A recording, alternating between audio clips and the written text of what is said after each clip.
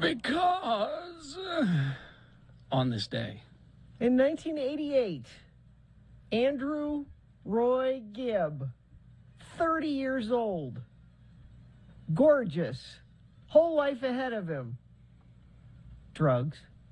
He did too many of the drugs. It was the drugs. It was the drugs. Got Katie? Andy Gibb. Katie put me down for a no on that, a big no. And ladies and gentlemen, I absolve myself certainly of responsibility. This is Gina Barberi's one-woman attempt to ruin this show in any way she can. I strongly disagree. And well, why is that? Strongly Why is that? How does that song relate to this radio station and this show in any way other than you somehow like it because you had a crush on Andy Gibb when you were a pubescent young woman? No. Well, why does it have to be anything more than that? What more do you want than that? Something more. No. Well, and I just tweeted this. Of course, the Foo Fighters released their Dee Gees album. Yes. And it's not just Bee Gees covers on there. They cover that one. Oh, they did Shadow Dancing? We could have played that one. Well, why didn't we play that? Well, that might have made a little more sense. Let me find it here. Go ahead. Justify. Keep trying to justify any of this. I dare you. Go on. We play stuff all the time that's not. The opening number does not have to be in format. If it's not in format, it at least should be good. Then I say we have been successful in that. Not in this case. No. No. So this is Taylor Hawkins sings this one, not Dave Grohl. You got me looking at the heaven in your eyes. I was chasing your direction. I was telling you no lies, and I was loving you. Not much better, really. No. I mean, how many times in a row does he have to say Shadow Dancing before we get it? I needed it just as many times as it happened. Why is that? Come on. I enjoy it. I like it. Why is that? Why do you enjoy it? Explain something you like. Can't you just like things without being able to explain why I you like usually have a reason. Well, I like it because I like it. You like it? Thank you. Okay, I'm done. I'm done. You're done? I You're guess done hating on Andy Gibb? I have dead at 30? Whole life ahead of him? I seem to remember he was found dead. Look at why is this in my mind? Okay. Was he found dead in an elevator? No, that's Prince. That was no, Prince. I'm serious. I'm serious. I'm serious too. That was Prince. Prince was found dead in an elevator. Let me look. I don't know. That somehow is in my brain that it's that he was found in an elevator. Yeah, I don't know why is that in there anyway. Oh, here's a section on Andy Gibb: decline and live performances. Let's see, texters. Anyone else dancing to the song? Yeah, exactly. That got you up and moving this morning, didn't it? I'm glad Gina won this morning. I watched the Bee Gees documentary last night. It was fascinating. Oh. I didn't. Gina didn't. I guess Gina won. I was not consulted on this, and I didn't know this one was happening either. It just because I knew it would be quashed. There would be quashing. No, I have vowed to. If I had brought up at 5 a.m., if I had said, "How do you feel about opening the show with Andy Gibb Shadow Dancing?" This is all I would have done. This is the most I would have done, and I promise you, I might have gone. And I would have asked you, what, are we celebrating the drummer's birthday? If it's the drummer's, I'm going to say no. But,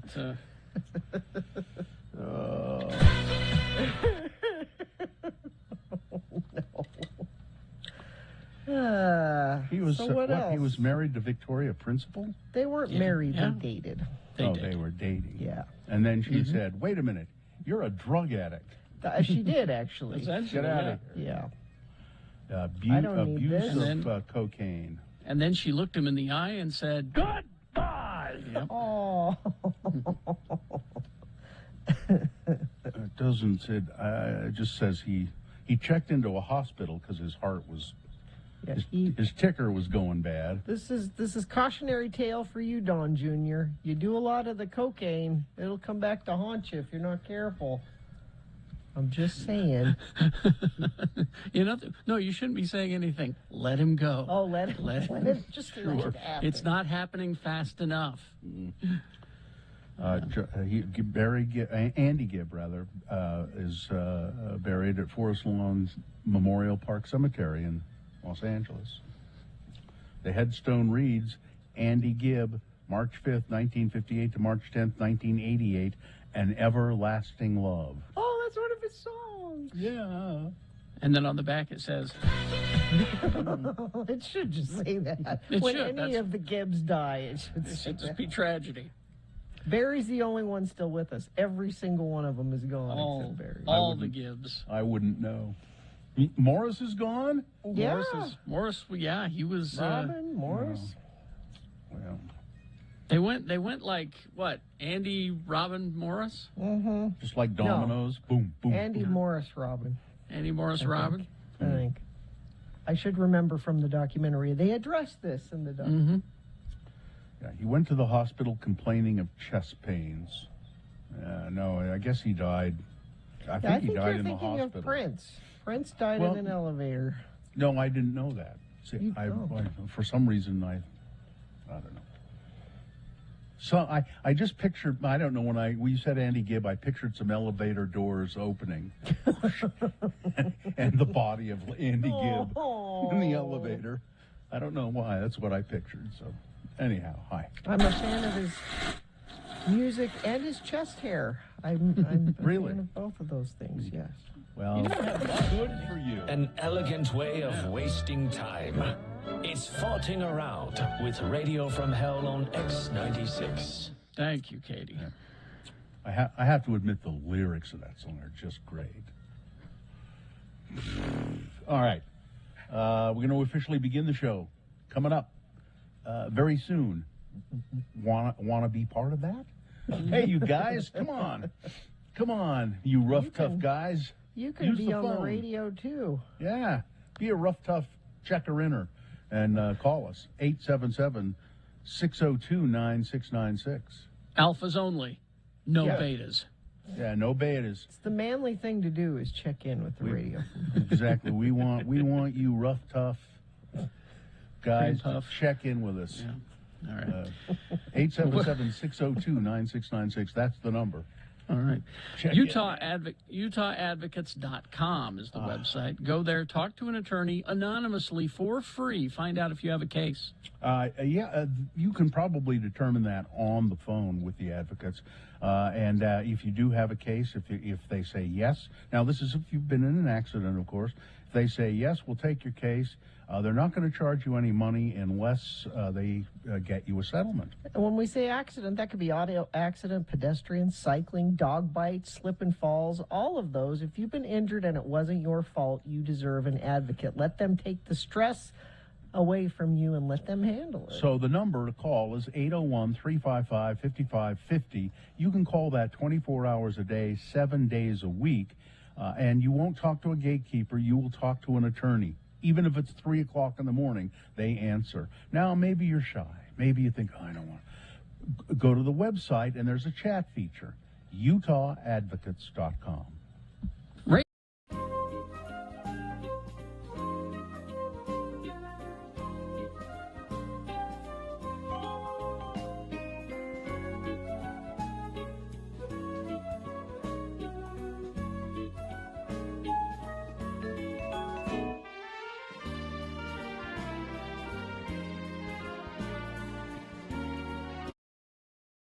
Radio from Hell on X96. So anyway, we're up there, getting bags of food and turkeys. But when we first got there, This is before we went on the air. now I didn't say this to her on the air, did I? No. No, this was before we went on. She introduced herself, and I forget her name. Hi, I'm so-and-so with the food bank. And I always said hi. And she handed us a fact sheet, and it's just a few things there. And she said, and then she said, I don't even think we asked her to be on the radio. Didn't. She said, I don't want to go on the radio. And Carrie said, well, come on, we've got to want to talk to somebody from the food bank. Yeah. You're here. You're an I expert. believe every year we have spoken And with some. yeah, and I said, well, we need somebody from the food bank. We'd like somebody from the food bank to talk. And she said, well, what are you going to ask me? and it made me a little mad. It did, because it's kind of a... And I said, Silly well, question. I'm going to ask you, what the velocity of a V1 rocket is, and how to build a diesel truck, and what is the composition of quartzite. You I were said, a little. I said, I'm going to ask you stuff that you can answer about the stuff, food bank. the stuff that was on the sheet. Easy stuff. She ran. She disappeared. disappeared. And never came back. Yeah. And no one else from the food bank. No. No, Which- she was the representative that morning. And You could have handled that a oh, little and better. yeah, I could have. And I think I did say, well, could you get us somebody who will talk? I think I said that, and that's when she said, well, what are you going to ask me?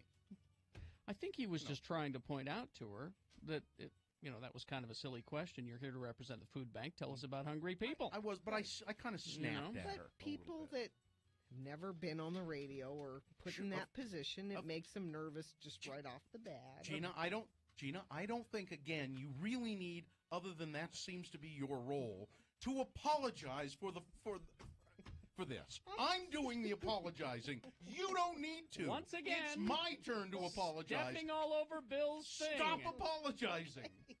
I'm apologizing. You're always there to ruin the punchline, and now you're ruining the apology. And quit throwing your shoes at me.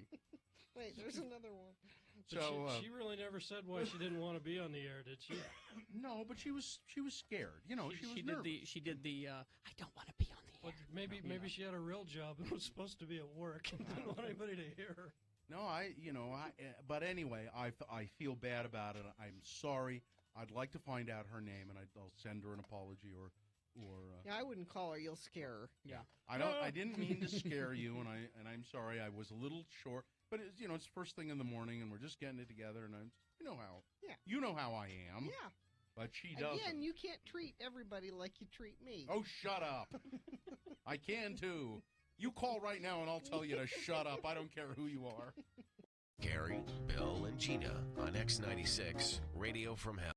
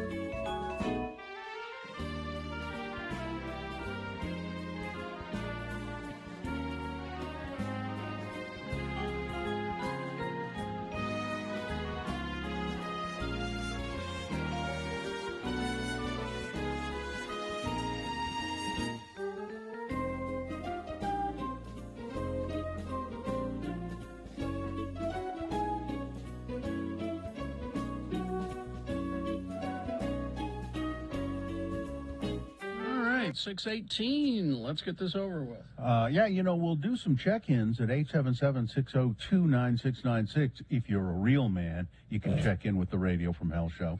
And Katie informs us that we have just piles of Radio from Hell tote bags. So a random checker-inner will get a Radio from Hell tote bag.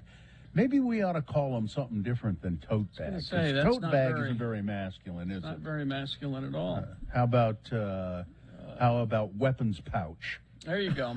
Your weapons pouch. It's a Radio from Hell weapons pouch. Even better, ammo pouch. Ammo pouch. Because Yeah. you've got your weapons already Ammo, on your, so pouch on your isn't back. an ammo bag. Ammo bag. Yeah, it's the Radio from Hell ammo bag.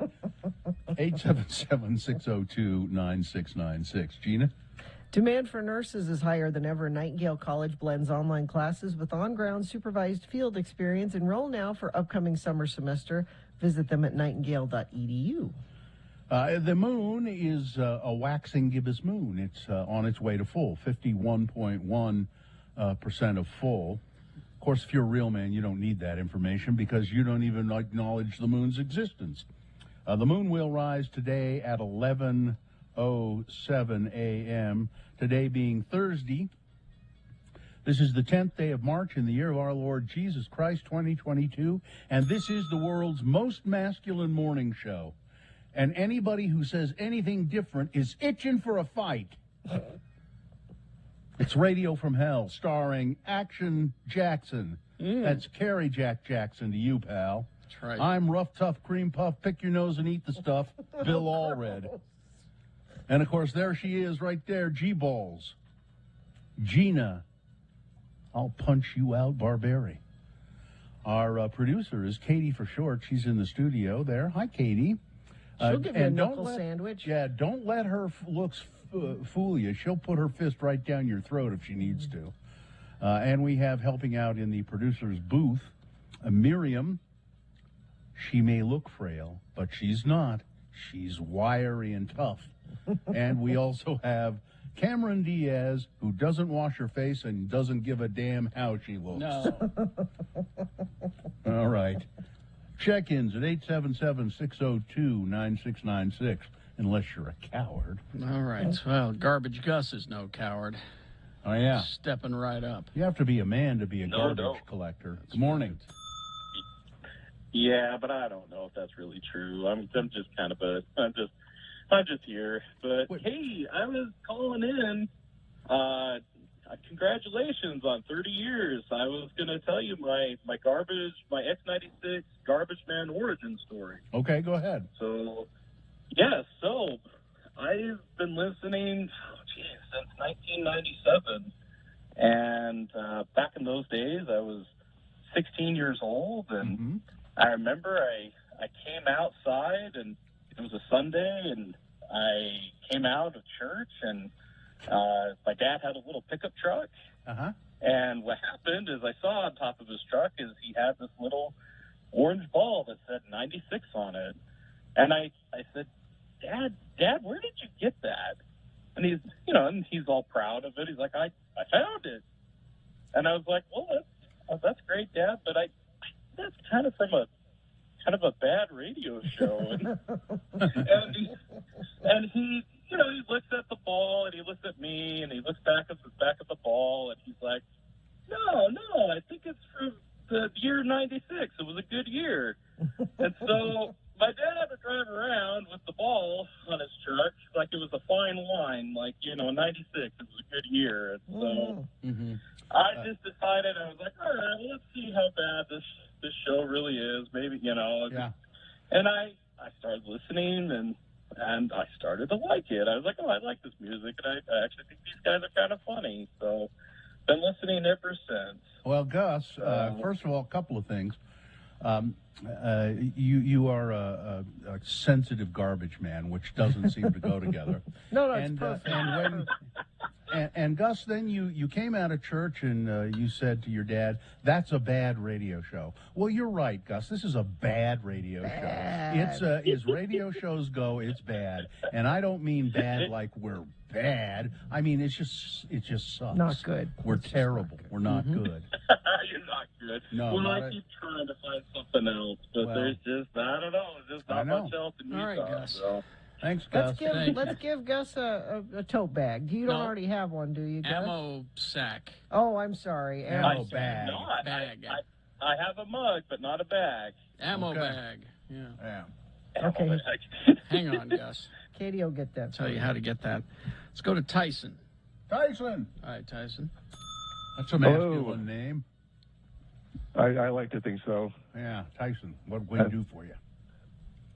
So I just wanted to say today I am going swimming like I usually do, and I actually listen to Radio from Hell while I swim. Oh. So I tried rock music, I tried a bunch of different things, and it turns out with my pace and my cadence, somehow Radio from Hell gets me there. It's I 'cause we're can slow. swim for That might be. Hey, I'm kind of slow too. So, Yeah. All right. Hey, listen, Tyson, you want a Radio from Hell ammo bag? I would love a Radio from Hell ammo bag. All right. Or you know, As you long can as put it's your not tote towel bags. in there, or Yeah, you no. can put your You goggles can, and yeah, you can put swim your cap. swim goggles in there and your towel. or meat. or meat. Yeah. Or Or ammo. I mean. Or ammo. All right. All right, Tyson, Thanks, hang on the line and they'll get some information from you, okay? All right. All right, sounds good. Thank you. Let's go to Candace. Hi, Candace. Candace, Yes, what kind of name is that for a man? The manliest one of them all. Yeah, exactly. Hi, You got that Candace. right, Candace. How are you? I'm doing good. I just completed my workout at 5 a.m. this morning and started listening to you guys, and yeah. So you ready decided to get check my in? day started. Yeah, is this Candace that's on the weight loss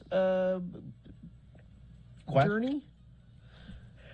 Well, it might be a different Candace. There might be okay. Candace on the weight loss journey, but yes, I am on a weight loss journey. Oh, okay. Yeah, I've we had lost- someone checking in every once in a while about their.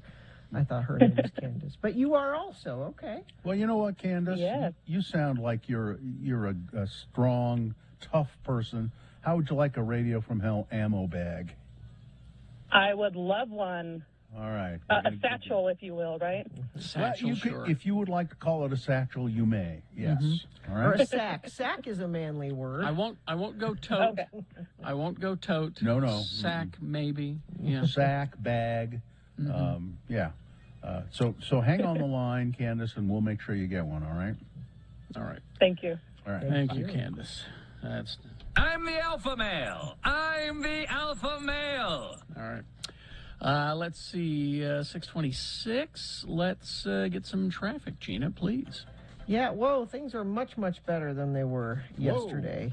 Even big and little Cottonwood Canyons are open and no restrictions. So I know y'all were trying to go skiing yesterday. Go today. You're not going to be stuck at the bottom of the canyon all morning. Looks like things are good there, and no accidents to report. So if you see something, you can report it. You can text it into us.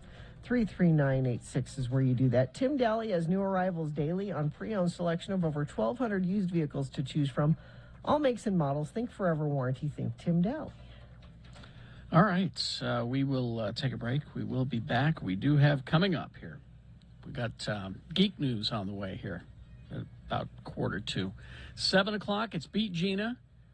If you beat Gina, you will win. And what it is multiple choice trivia. If you beat Gina at multiple choice trivia, you'll win not only a Radio from Hell coffee mug, Diner Edition, but you'll also, are we going to put something in that coffee mug? Yeah, we've got Alice in Chains tickets. Alice in Chains tickets. Alice in Chains. Yeah. Inside the coffee mug. Yeah. And Well, no coffee because that No. would destroy the tickets. Yeah. So that's coming up at 7. So get ready to play Beat Gina. I'll give you a tip. The trivia, Chuck Norris trivia. Because he's Norris. 107 years old today. Well, Or his something hairpiece is. Yeah. I'm the alpha male. I'm the alpha male. All right. So we'll have Chuck Norris trivia. That's pretty manly. That ought to bring those men back. That's right. Tell them Chuck Norris trivia coming up. Let them all know. All right. So we'll have that for you coming up. BigOTires.com. Well, you can. Now that's a masculine thing to do, buying tires. Tires. But if you are a woman, if you are a member of the distaff part of the human race, they treat women very well at Big O Tires. I have been treated well at Big O Tires. They've taken care of me. Sometimes I just need my tire pressure checked, and I don't even have to get out of the car. They'll do it while I'm just sitting there. They will not talk down to you at Big O Tires. Locally owned and operated with the lowest price on every tire every day. Trust the team at Big O Tires to give you great service and even better deals. If you come in right now, they'll give you, well, wait till they open. They'll give you $100 instantly on select in-stock sets of Cooper, Nitto, and Pirelli brand tires. That's really great. And don't forget, they're more than just tires. They do all kinds of other service. So find your local Big O Tire store. Make your appointment online at bigotires.com. The music starts at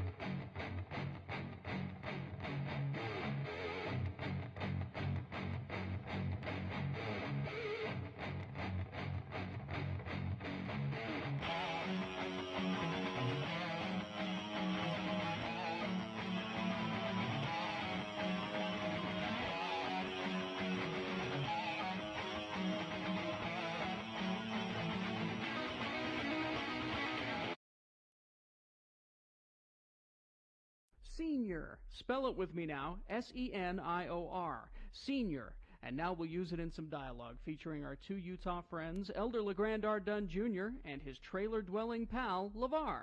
Imagine, if you will, LeVar and LeGrand enjoying a lazy Saturday afternoon of TV watching in LeVar's trailer home at the Restful View Mobile Home Park. Again, the word is senior. Yeah, sure is fun sitting around on a lazy day watching reruns ahead of the class with you, LeGrand. Glad you could come over. Well, I had to get out of the house. I mean, for heck's sakes, Midge had a list of honey-dos for me as long as that hair on her mother's chin. I snuck out before she could put me to work. You don't mind if I drink me some beer while Head to the Class is on, do you, LeGrand? I've long ago given up trying to change your sinful ways, LeVar. You know I think that drinking beer is wrong, but I'm not going to say anything more about it. Hey, what happened to the rest of the beer in this can I was working on? I know I didn't finish it. I don't know. You must have drunk it. I'll get you another can of beer from the Frigidaire. Head of the Class. This is a really funny show. Reminds me of our school days, LeGrand. You remember? Me out in the parking lot and you over to the seminary building. We had some choice times, didn't we? Sure did. Now, I'm proud to say I got my high school diploma and my seminary diploma. I don't believe you managed either one, did you? Never mind. Boy, that redhead on Head of the Class sure reminds me of my old high school sweetheart. Hey, you remember Franny Hayes? God, I sure loved her. I seen your old flame a couple of days ago, by the way. I seen your Franny Hayes at the Quick Stop. What happened between you two? I dumped her. She got pregnant, so I dumped her. Got pregnant right here in this here trailer. How's she doing? She's probably got like 20 kids and not a pot to piss in, right? Married a rich guy. She was driving a fancy Lexi or a Affinity or something like that, covered in diamonds. She looked good. I don't care. I don't care for her no more. Oh, come on, LeVar. You care. I seen your face fall when I told you. I seen your emotions fly to the surface. Shut up and pass me another beer. Hey, you know what? This Alpo don't taste half bad when it's fried up like this.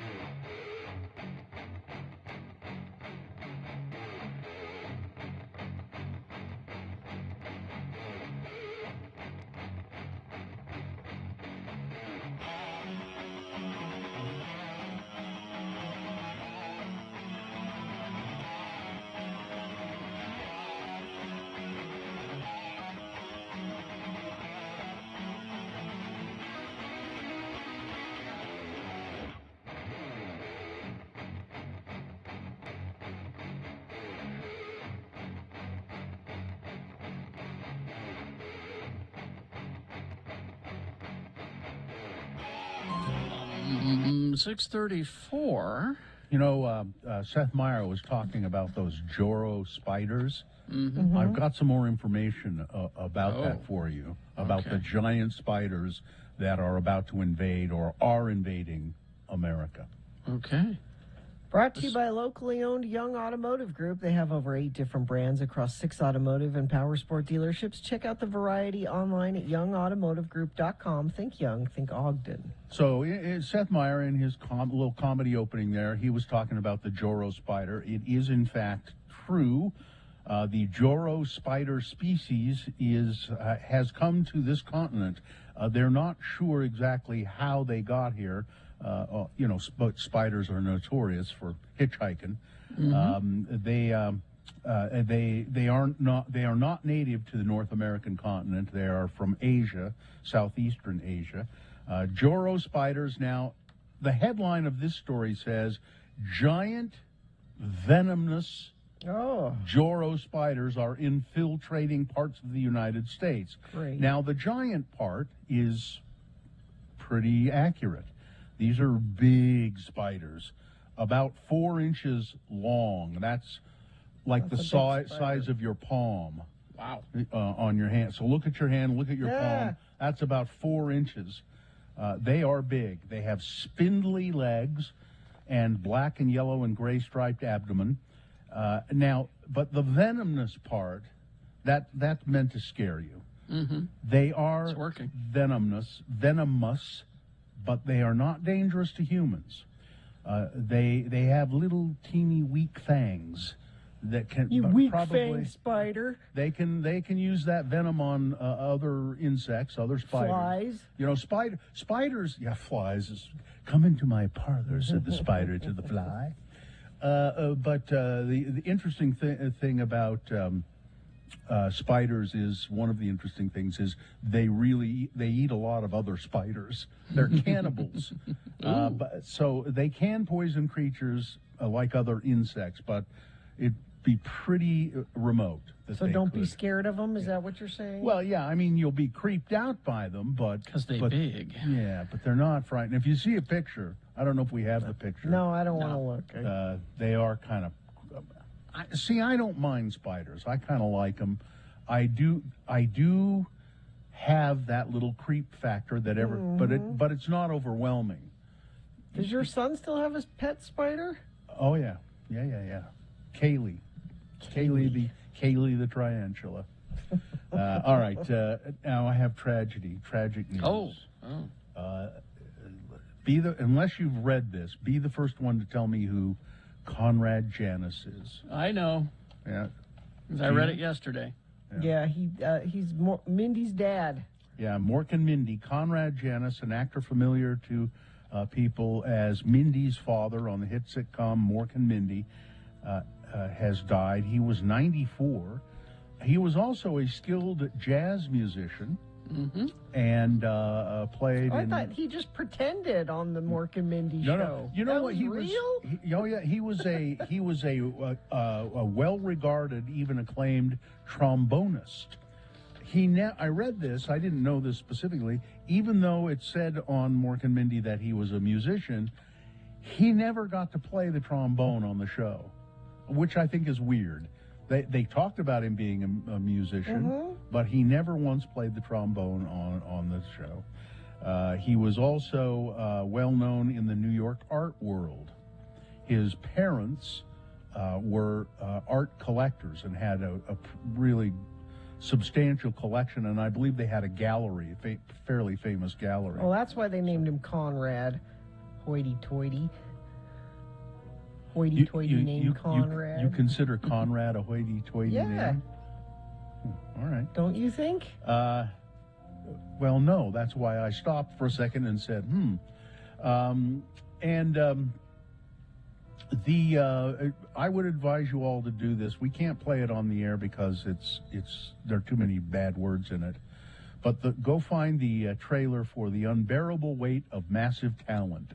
It's the next movie, a new movie with Nick Cage, and it looks fantastically entertaining, and it looks to him being very Nicolas Cagey and very good, very funny and very entertaining. So There's a Red Band trailer that I would, it's like 3 minutes long, but there's a lot of swearing in it, so we can't play any of it. COVID cases here around the world and here in Utah. The number of new coronavirus cases and deaths globally have continued to fall in the past week. The World Health Organization said yesterday only the Western Pacific is reporting an increase in COVID-19. In the latest report on the pandemic issued, the UN Health Agency said new COVID-19 infections dropped by 5% globally last week, continuing a declining trend that started more than a month ago. Deaths were also down by 8% and have been falling globally for the last 2 weeks. And Utah reported fewer than 200 new COVID cases for the fourth day in a row. This is all good news. Don't be complacent. It is good news, but you can still catch it. And there's a story I have. I'll maybe do it next hour. So it says, so you still haven't got COVID. It's been here for 2 years. You haven't gotten I have COVID. not. I have not. Gina hasn't. Well, think about it. Katie hasn't, and she's been in very close proximity to someone with COVID. So think about why perhaps you have managed to avoid it.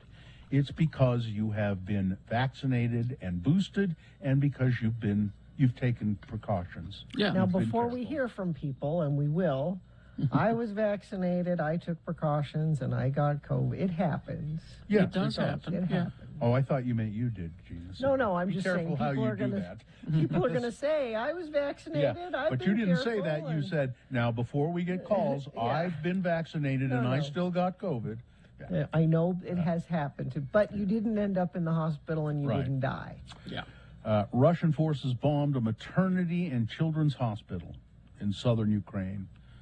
An attack described by the country's president as an atrocity. The attack came despite Russia agreeing to a 12-hour pause in hostilities to allow refugees to evacuate a number of towns and cities. Mariupol, the city council in Mariupol, posted a video of the devastated hospital and accused Russian forces of dropping several bombs on it from the air. There is probably no way in the world they didn't know what it was. They did. The destruction is enormous. The building of the medical facility where the children were treated recently is completely destroyed.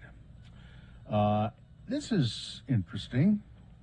An elite Canadian sniper, along with other Canadian forces, has gone to Ukraine. As Ukrainian families fled their war-torn country at the Polish border, an elite Canadian sniper went the other way, entering Ukraine in the dead of night. Quote, I want to help them. It's as simple as that, said the soldier, who only gave his nickname, Wally, in a recent interview with Canadian Broadcasting Corporation. I have to help. There are people here being bombarded just because they want to be European and not Russian. The former member of the elite Royal 22E Regiment of Canada said it is a surreal experience, and that is coming from someone who served in both Iraq and Afghanistan, as well as joined Kurdish fighters several years ago. He said he was greeted by Ukrainians with open arms. He said, I came to fight. That's what I'm here for. I'm reading about quite a few people from all over the world who are going, and the Ukrainians are like, yeah, y'all come. Now, he was just one a member of a bunch of Canadians who went together, but this guy is an acclaimed. And that's a manly profession too, being a sniper. Sniper, yeah. Being an acclaimed sniper.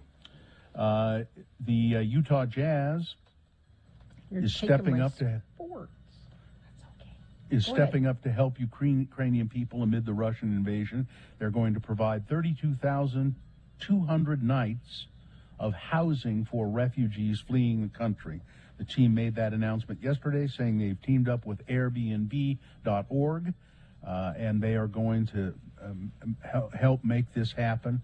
I guess the way they're doing that is by subsidizing it, underwriting it with some financial support. And they also last night at their game, instead of doing the American national anthem, they played the Ukrainian national. Oh, that's nice. Salt Lake County recorder Rochelle Hobbs strolled through her office's archives, stopping to point out a plat that was filed by Brigham Young, a plat for a neighborhood, and looked down toward the bottom of the document, and it says, if you want to live in this area, you have to be white, only white. The restrictions read like that for a home located in what is now Mill Creek. No race or nationality other than the Caucasian race shall own or occupy any building or any of said land, except that this covenant shall not prevent occupancy by domestic servants. So if you have a black servant or a slave, they can be there. Bill, be careful. This is critical race theory. Yeah. Now, what's interesting is, if you look at the plats of your neighborhood, many of the old ones, the homeowners associations, have race requirements. This woman in Ogden, Teresa Grijalva, found a paragraph on the deed to her home on Ogden's East Bench, which is the east side of Ogden is the better, they say it's the better side. The west side is where the bad people live. So it's the East Bench where all the Tony people live.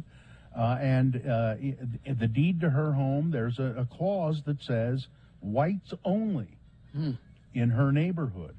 Now, a lot of these these are long ago restrictions, but they've never been removed from these descriptions of neighborhoods. And so there is a way to go through and find out. I'm going to do it. You can go do some research and find out if there's a racial exclusionary clause in your neighborhood. And if there is, we're about 15 years too late. Well, but I mean, if it's there, it would really be a good idea to remove it. Oh, I'm going to have to move. You're not allowed to be there. Yeah, that's right. Well, somebody please help Kerry Jackson and go and find his neighborhood and get that clause taken away. Let's see. There's one other story here. We got one more here. Quickie. More than 55 tons of lettuce have been fed to Florida manatees because they're starving. Yeah. This is an experimental program to help the slow-moving, docile, I ain't hurting nobody marine mammal, since their natural food is being destroyed by water pollution. The lettuce, funded by more than 1,000 individual donations, is offered to manatees that gather in the warm water discharge near a power plant on Florida's coast. They love to go up there when the weather is colder in Florida. The manatees go up to where this warm water is.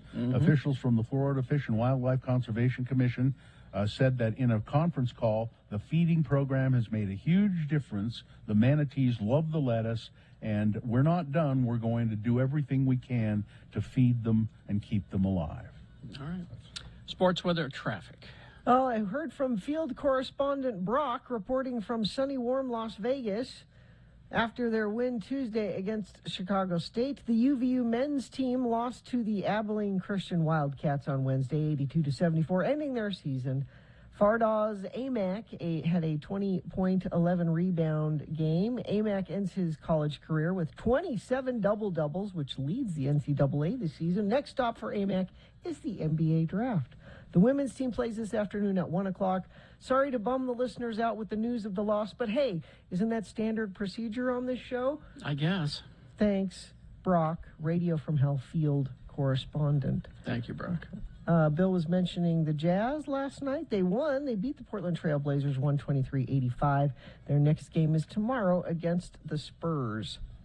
Weather, a lot different than what we were experiencing yesterday. It's going to be very cold today, only going to get up to maybe 30, 31 degrees, overnight low of 12. Oh, very chill, even colder tomorrow. And then we gradually warm up for the weekend. Next chance of a storm looks like Sunday, and we'll be back up close to 50 then, so that'll be a warmer storm happening then. As far as traffic goes, Let's see. Thought somebody sent in a semi broken down in the middle of the off ramp northbound I-15 at 21st Street in Ogden. Use caution when exiting. That comes from Cement Dave. Thanks, Cement Dave. We also have signal problems all directions. North Temple and 3rd West in Salt Lake. Treat that as a 4-way stop. Both Big and Little Cottonwood Canyons are open with no restrictions, so that's good. If you see something that's not good, you can text it to us, 33986. All right. Now is the time to call. Line up to beat Gina, 877-602-9696. We got Chuck Norris multiple choice trivia questions for you. If you beat Gina, you'll win Alice in Chains tickets served up to you in a Radio from Hell coffee mug. 877-602-9696. Line up now. Geek News brought to you by New Year resolution, read more comics this month. The epic comic series from Fiona Staples and Brian K. Vaughan, Saga, only at the Nerd Store in Valley Fair Mall and Dr. Volt's in Mill Creek. Well, it was a wonderful day yesterday for geeks. Why? Because we got a few good trailers that we've been asking for a while. Now, as most folks listening know, I'm by Geeksual, which means I like Star Wars and Star Trek. So it was a bonus day for me yesterday because I got not only. Do geeks have to, generally divide? It's one or the other? They're warring camps? There are more by Geeksuals now than there were, but it used to be you're either one or the other. I just say, love is love, and I love both Star Wars and Star Trek. So we got Star Wars or Star Trek, throw it on the bed. Exactly, doesn't matter. The first one we got was for the long-threatened Obi-Wan Kenobi TV series on Disney+. The fight is done. We lost. So Ewan McGregor is back. We'll see the Jedi Knight come up against his old apprentice, Darth Vader. Stay hidden. He will also be played by Hayden Christensen. Now, in case you missed it, here's the synopsis. The story begins 10 years after the dramatic events of Star Wars Revenge of the Sith, where Obi-Wan faced his greatest defeat, the downfall and corruption of his best friend, Anakin Skywalker, who turned into Darth Vader. This also cannot help what they are. Their compassion leaves a trail. So this is Obi-Wan keeping an eye on young Luke Skywalker, 10-year-old Luke Skywalker, on the planet of Tatooine, and then another adventure ensues. So we got this on May 25th, coming up on Disney+. We're getting... There's a lot of inside baseball Star Wars stuff that I won't bother regular folks here with. We'll talk about it on Geek Show because it's a little on the inside stuff. The other one that we've got, Star Trek Strange New Worlds. We got a trailer for that TV series. It's coming on Paramount Plus. I need you back, Captain. Now this one is Strange New Worlds. This is a... there are in the sky. Yes. No matter how many galaxies swirl beyond our own. No matter what the mathematical probabilities or the number of times we say, we are not alone in the universe. So this one takes place after, I believe, Season 2 of Star Trek Discovery. It's always the province of children's stories. So you've got Captain Pike. And science fiction. Spock. Until one Young Spock. This is the Enterprise before Captain Kirk, is the easiest way to put it. This is the Enterprise before Captain Kirk. So Spock was the science officer on that ship before Kirk showed up. Captain Pike is in charge. You've got Number One. You've got all of these great characters and a lot of spaceship porn just for me. So that'll be on May 5th on Paramount Plus, and you can go and take a look at that today. Another trailer that we got is for this is an independent comic called DMZ that they have made into an HBO Max limited series. And this is starring Rosario Dawson. So good. And what it is it's sort of a Escape from New Yorkish kind of thing. Pre-war. I lost my son. Rosario Dawson plays a mom who goes into the demilitarized zone once known as New York City to find her son. Stuck in an active war zone. Oh no, this was a DC comic. I thought it was on their independent label, but it's her going into this abandoned, or so we think abandoned, New York City to find her son, and so it's got shades of Escape from New York. It's got shades of I Am Legend, and also political fun because it's about a United States Civil War. You know, the one that's coming. So.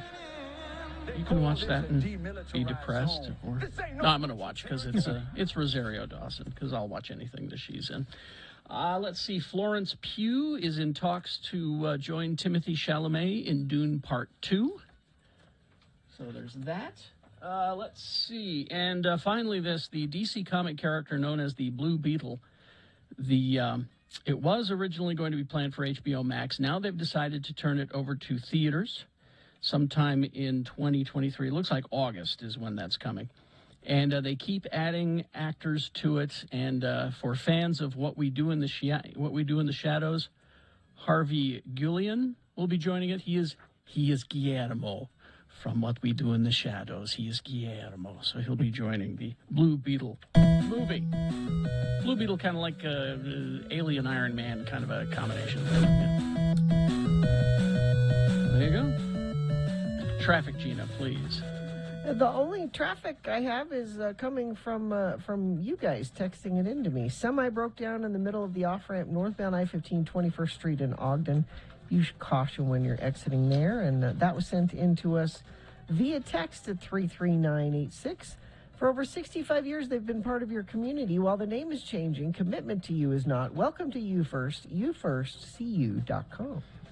Okay, 877-602-9696 is the number to call right now. Line up to play Beat Gina. It's Chuck Norris trivia. If you beat Gina, she wins. No, you win. Alice in Chains tickets served up in a Radio from Hell coffee mug. But if she wins, you've got to do something in her name. Yeah. And that will be talked about with you when you call in. Chuck Norris. Didn't we interview Chuck Norris in Japan? Yes, we did. Yes, we did. There are pictures somewhere. Oh, yeah. I know. I handed some over to Corey for our 30th anniversary project we got coming up. But, yes, beat Gina right after these. KXRK Provo. Chip wants...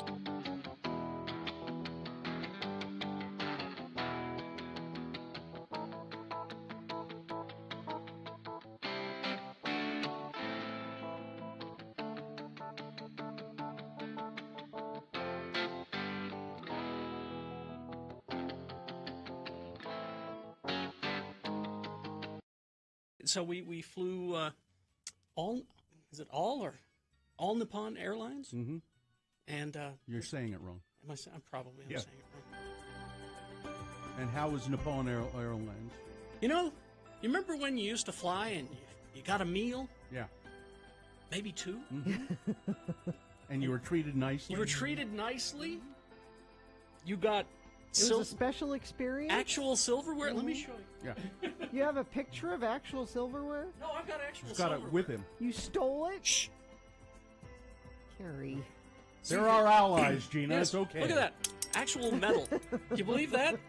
All Nippon Airlines right there. A&A on the thing. So and they're little, So Yeah. Cute, but you could do some damage with this. You could, but they don't have those concerns. This is the theme music for All Nippon Airways. Is that was playing while this is while you're being boarding? Seated? Yeah. While you're boarding, It's lovely, isn't it? Yeah. It's very nice.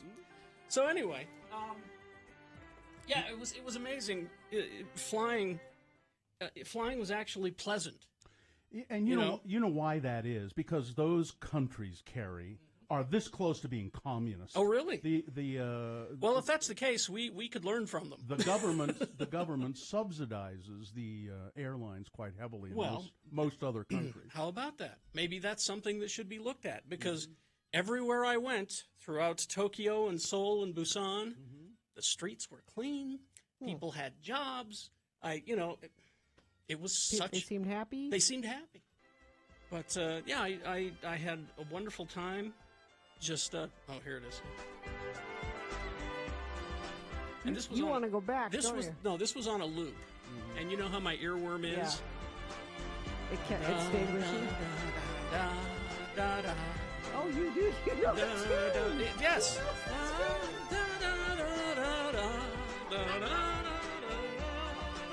He knows it. Because it would not stop. It just kept playing over and over. It's the only unpleasant experience about flying on ANA. It's the only thing.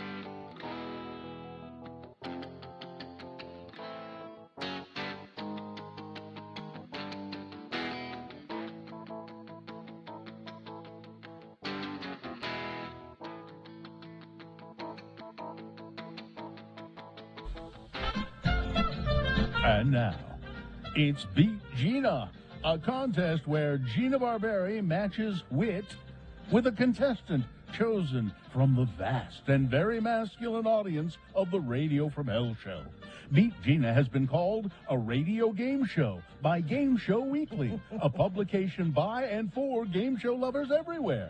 And now, if you don't agree that Beat Gina is a radio game show, well, you're itching for a fight.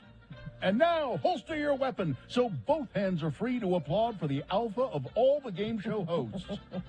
Today, he's armored by Duds for Dudes on the West Side, Kerry Jack Jackson. Wow, thank you, Johnny. You're welcome, Thank you Kerry. so much. All right, we had a full bank of phones. We tossed a coin off the air to determine our contestant. We're going to go with Austin. Austin, hello. How are you? Hi, good. How are you guys? Hi, Austin. We're good, Austin. All right. We're going to toss another coin to determine who goes first. It does give you an advantage in this game. If you beat Gina, you will win Alice in Chains concert tickets and a Radio from Hell coffee mug. Heads or tails, Austin? Let's do tails. Tails, all right. Coin toss app says tails, as you can see Oh, there, Gina. you get tails. to start, Austin. All right, there you go. What if Austin loses? What does he? What does he have to do? yeah, what's the deal? Austin? Yeah. I will make a donation in Carrie's name to Encircle. Well, you should do it in Gina's name. She's the one who's playing, but Gina, I'm sorry. Yeah, Gina. That's okay. Whoever's name, that's it's all right. Yeah. All right, then. It's the first question is Austin's. It is Chuck Norris trivia because he's 108 years old today. It's his birthday. I don't know how old he is. So the first question goes to Austin. This is your question to answer exclusively. If you get it right, you get the point. If you don't get it right, then Gina gets a chance to steal the point away from you answering your question correctly. We'll go back and forth until one of you hit 3 points. All right, here we go. Austin, here's your question. Chuck Norris served in the military. For real, not in the movies, but for real. What branch of the military did Chuck Norris serve? Was it A, the Air Force, B, Space Force, C, the Strategic Homeland Intervention Enforcement Logistics Division, or D, the 1st Battalion Transvestite Brigade Airborne Wing? That's a tough one. I'm going to go with A, Air Force. Air Force is Wow, correct. you know you're Chuck Norris. That's what I Wow. get from Yeah. that. That's 1 point for Austin, which I marked on the scorecard before he even answered. All right. Gina, here is your question. Mm-hmm. What is Chuck Norris's birth name? His birth name. You love this kind of thing. Yeah. Is it A, Charlie Montgomery Ward Norris, B, Carlos Ray Norris, C, Cam Newton, or D, Chris Noth? Gonna go with B. B, Carlos Ray Norris. Well, who would have thought that the game could be tied, but it is. And now it's time for Austin to try and forge ahead. Austin, in which movie did Chuck Norris play the role of Bruce Lee's rival? So Bruce Lee was in this movie, and Chuck Norris was the rival to Bruce Lee. What was the movie? Was it A, A Fistful of Yen, B, Goblet of Fire, C, Enter the Dragon, Exit Mr. Rogers, or D, Way of the Dragon?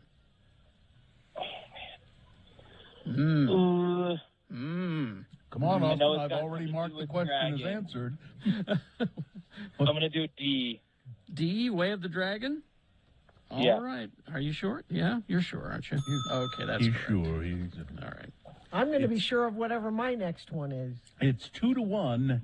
Gina now controls the question. Gina, what did Chuck Norris sell his own line of? He had a line of products with his name on them. Okay. What was the line of products that he sold? I'm just going to mark the game tied right now. Well, hang on. You don't know. You don't know. Hang on. All right. Was it A, action pants, B, hair plug system, C, face therapy pore reducing toner, or D, hand crocheted doilies? I don't know. Really? You really don't? They all sound like jokes. Well, Every one of them. A. Action pants? That is correct. Really? Yes.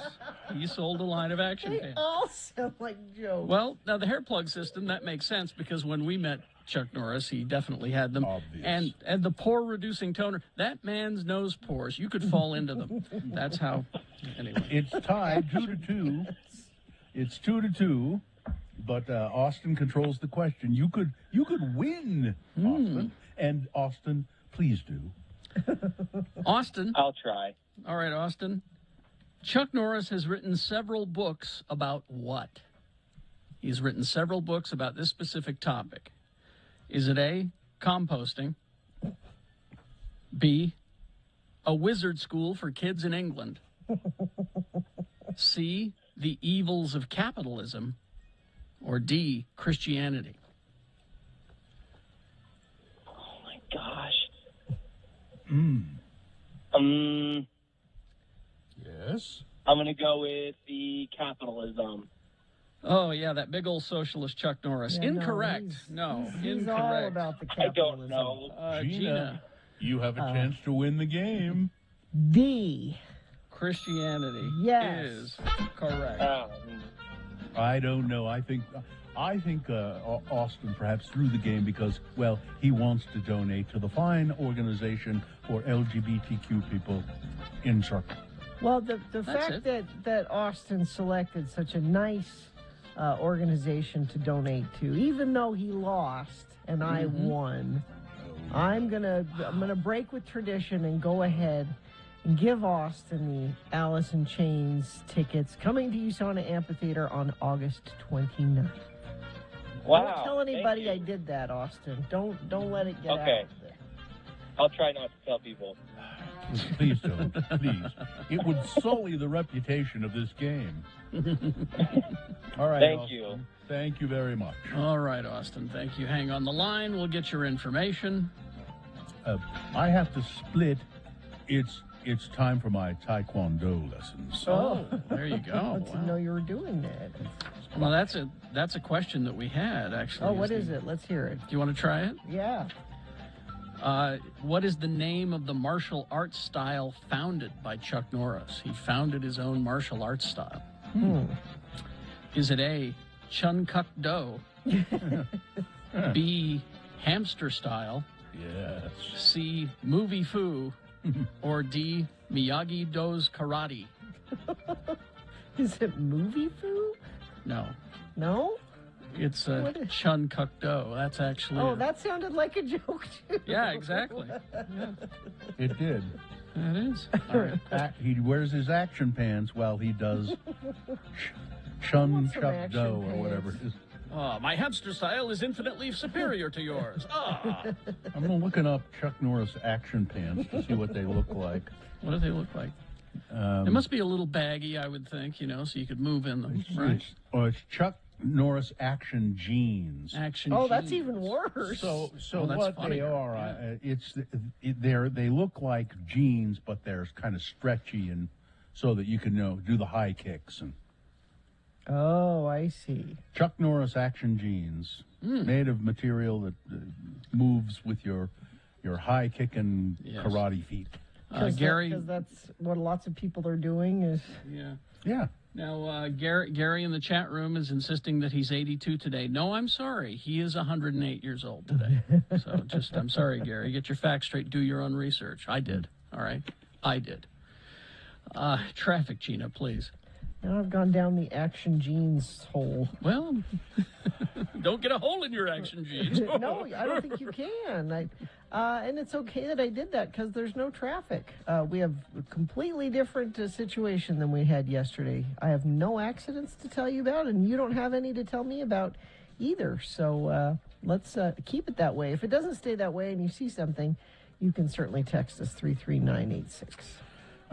Now, we've got Boners Round 1 coming up. If you go to the website, x96.com, you will see the boner candidates listed there, but they've mislabeled it. It says Boners for March 3rd. I don't know why it says March 3rd. Okay. Well, so let's try to fix that. Fix that, but it's March 9th. It's the Or 10th. 10th, I mean. Does March anybody 10th. know what time it is? Does And anybody here- really care? Here are the boners. Number 1, oh wait, that's round 2. Let me go up here. Number 1, not a grifter. Sure you're not. Number 2, so how does this work legally?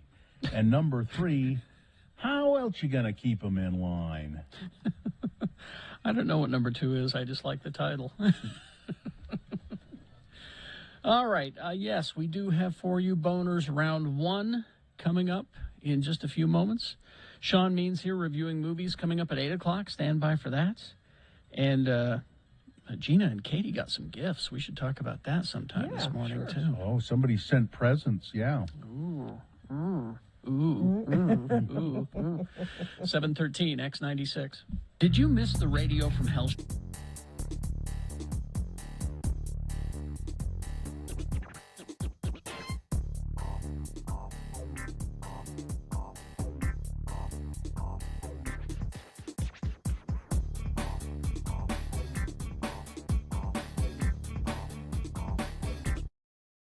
All right, we're going to wrap things up with Ask a CG Artist here real quick. I'm going to put you on the spot. You say you had a friend who's worked on the Thor movie. He is, by the way, John Yes. Patrick Rooney, Yes. who is a CG artist, works out of L.A., but here to visit family. Yep. And your friend did the animation of the Destroyer. More so modeling and texturing, not the animation. The animation of it. But he helped Yeah. build the character. The Right, Destroyer is exactly. like this In giant. what movie In is this? Thor. Oh. He's like this giant killer robot Just coming out this summer. that destroys a town. He also did. It's my roommate, and he did the hammer for Thor that you see at the end of Iron Man, and in this one as well. Do you guys have girlfriends? Sometimes. Listen, with all the dough they're pulling down.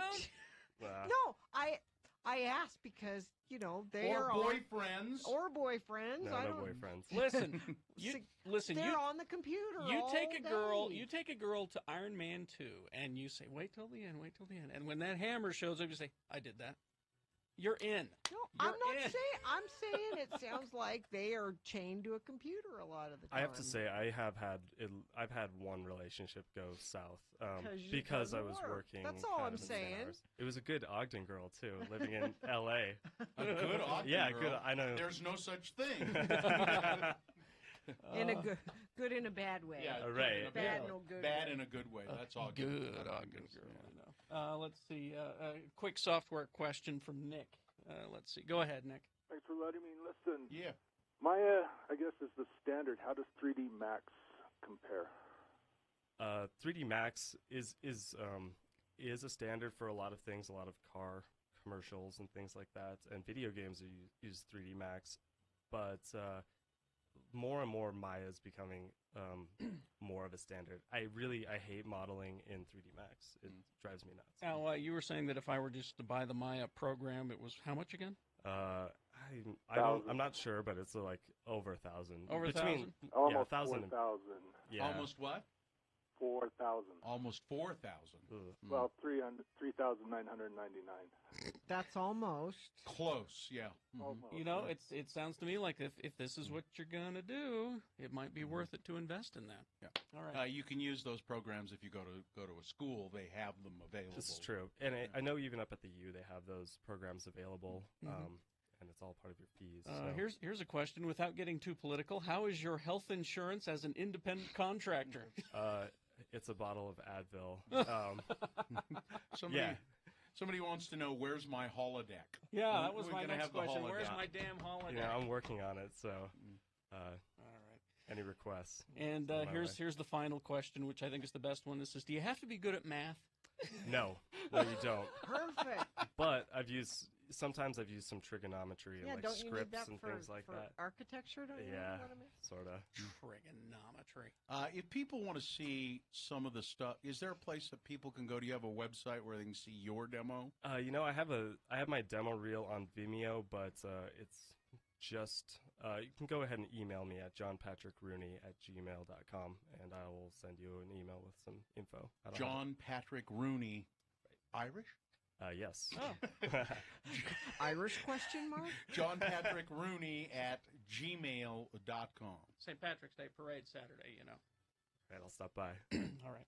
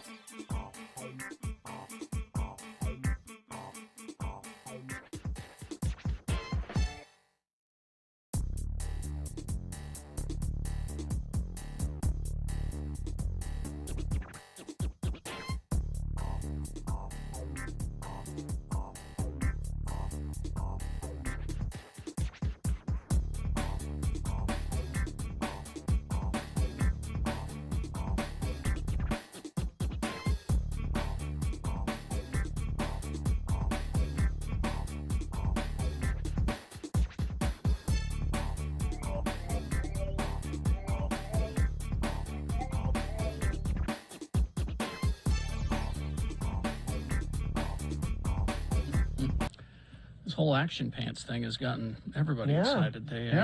I want some. They're inexpensive too. At least the ads I saw, like $19.95 for a pair of Chuck Norris Action Pants. Action jeans. Action jeans is what he calls them, but but they're Yeah, pants. And they're very for high masculine. kicking, when you're walking down the street and trouble happens, because that happens all the time, you can freely high kick. Especially when you're Chuck Norris. Yeah. Yeah. Trouble just seems to appear out of nowhere. I'm watching you, Claw. Yeah, and if you think they're stupid, you're itching for a fight. That's all. That's I can right. say. I will smack you so hard. I'm Chuck Norris. You do. He did have kind of a lisp. Kind of a Do we weird- have any of those? Can you find any of those? How old is he? 82, is it? 82. For real? Yeah. Chuck Norris, my God. So one of the trivia questions in Beat Gina was the Bruce Lee thing. Mm-hmm. It was actually Bruce Lee who gave Chuck Norris his start, wasn't it? Chuck Norris did work with him. Well, it was Enter the Dragon, and he worked with Bruce Lee, and I don't know if Bruce Lee promoted him a little, but it gave him some cachet. It was him appearing in the movie with Bruce was what did it really. Let me see. I got Chuck. I got something labeled Chuck here. Let me see what it is. It's all been a dream. No, that's not. It's a dream sequence. No, that's not Chuck Norris. Oh, well. That's okay. Let's See get if to you the can boners find here. any, because I'll try to find those are great. Let's get to the boner candidates here. Let's get to boners. Round one of your boner voting. 3 news stories. These are examples of bad, stupid, or funny human behavior, and you will decide with your vote of these 3 candidates which one is the worst, which one deserves to go forward to boner fight, possibly become boner of the day. Winning here is just the winner of round 1. You're not boner of the day yet. Round 2 happens at 8:20. 3 more candidates. Get another winner there. Both winners sent forward 9:20 this morning is when you'll vote for boner of the day for real.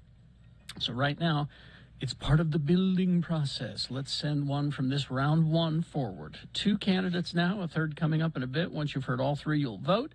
One of you lucky random boner voters will receive tickets to the International Sportsman's Expo 2022 at Mountain America Expo Center in Sandy, happening March 17th through the 20th. Boner candidate number 1, not a grifter? Sure you're not. We'll let you all decide this. Contrary to what some Twitter users and perhaps members of our audience believe, Austin Searle said he was not grifting for donations with his supposed campaign for the U.S. Senate. He was planning to run to challenge Senator Mike Lee.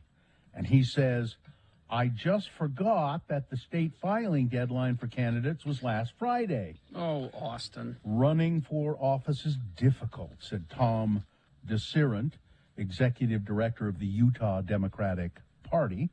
Choosing not to file isn't altogether uncommon. However, meaning to file and forgetting is a, well, shall we say, rare occurrence. It's a really tough choice to put yourself in the public spotlight, DeSirant said. When I did not see him file for office, I simply assumed that he chose not to run. So I was surprised to see him mention that he was unaware of the filing period.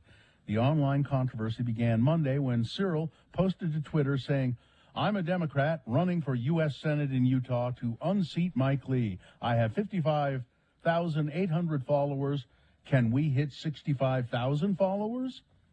He was quickly inundated with comments pointing out that the state filing deadline had already passed. Whoops. And that's when the accusations started rolling in. Yeah. Brad Townley, the parliamentarian for the Utah Democratic Party, fired off his own tweet Monday saying, you aren't running for Senate or any other office in Utah.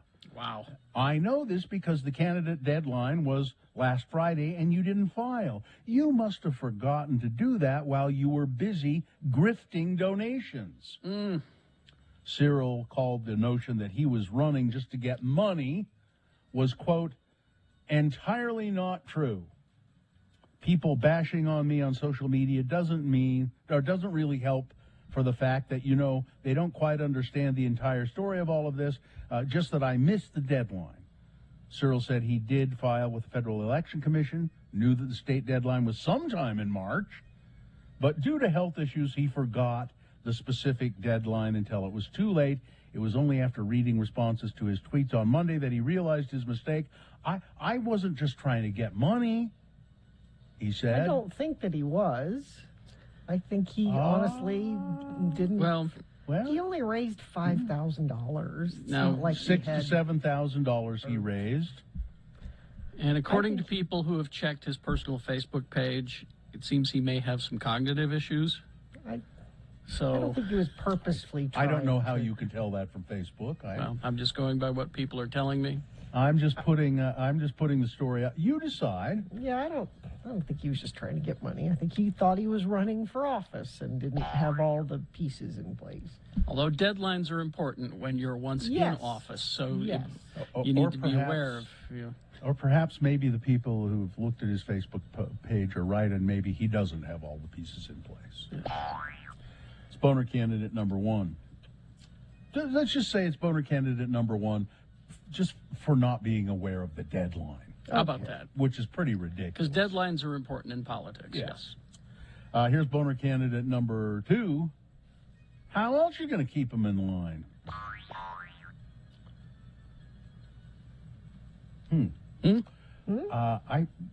I had a different. I read a different title, didn't I? Because you said I like. Oh, you said how is that illegal or something like that? Something along those lines. I like that. I wonder title. if I've made an error here in the.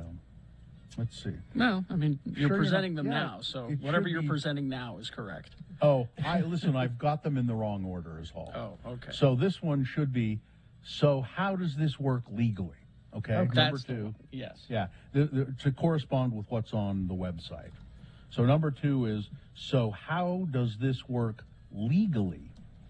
And that boner candidate is GOP State Representative Mary Elizabeth Coleman in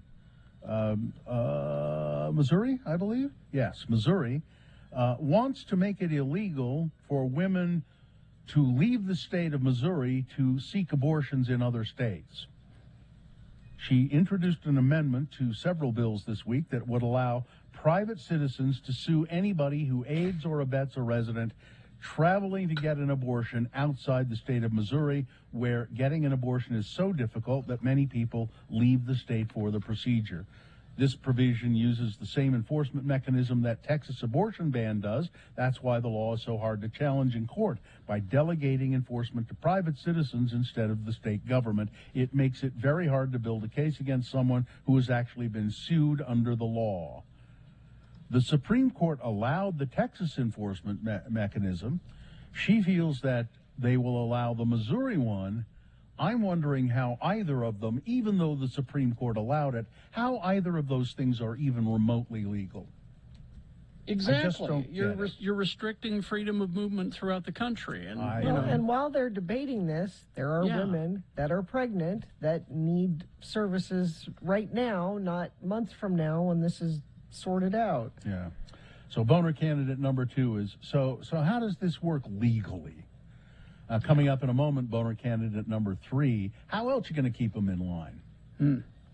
Boner candidate number 3 for round 1 coming up here in just a bit. You know, when I moved to New York years ago and lived there for a while, one of the things that made me feel like a New Yorker was discovering and loving Entenmann's cakes, Entenmann's coffee cakes. Mm-hmm. Cakes are good. Let's talk more about that and sponsor it. Also, are you searching for Pokemon? Locally owned Haster Games has the best selection of Pokemon, Dungeons and Dragons, Magic, and more. Shop online at HasterGames.com or visit the store, 6831 South State. Curbside service is available. Now, you'll see Entenmann's cakes in grocery stores here now in Utah, but years ago, no, they were just New York. I bring it up because Charles Entenmann, the last of the three brothers who with their mother ran a Long Island bakery, Entenmann's, became one of the nation's best-known producers of baked goods.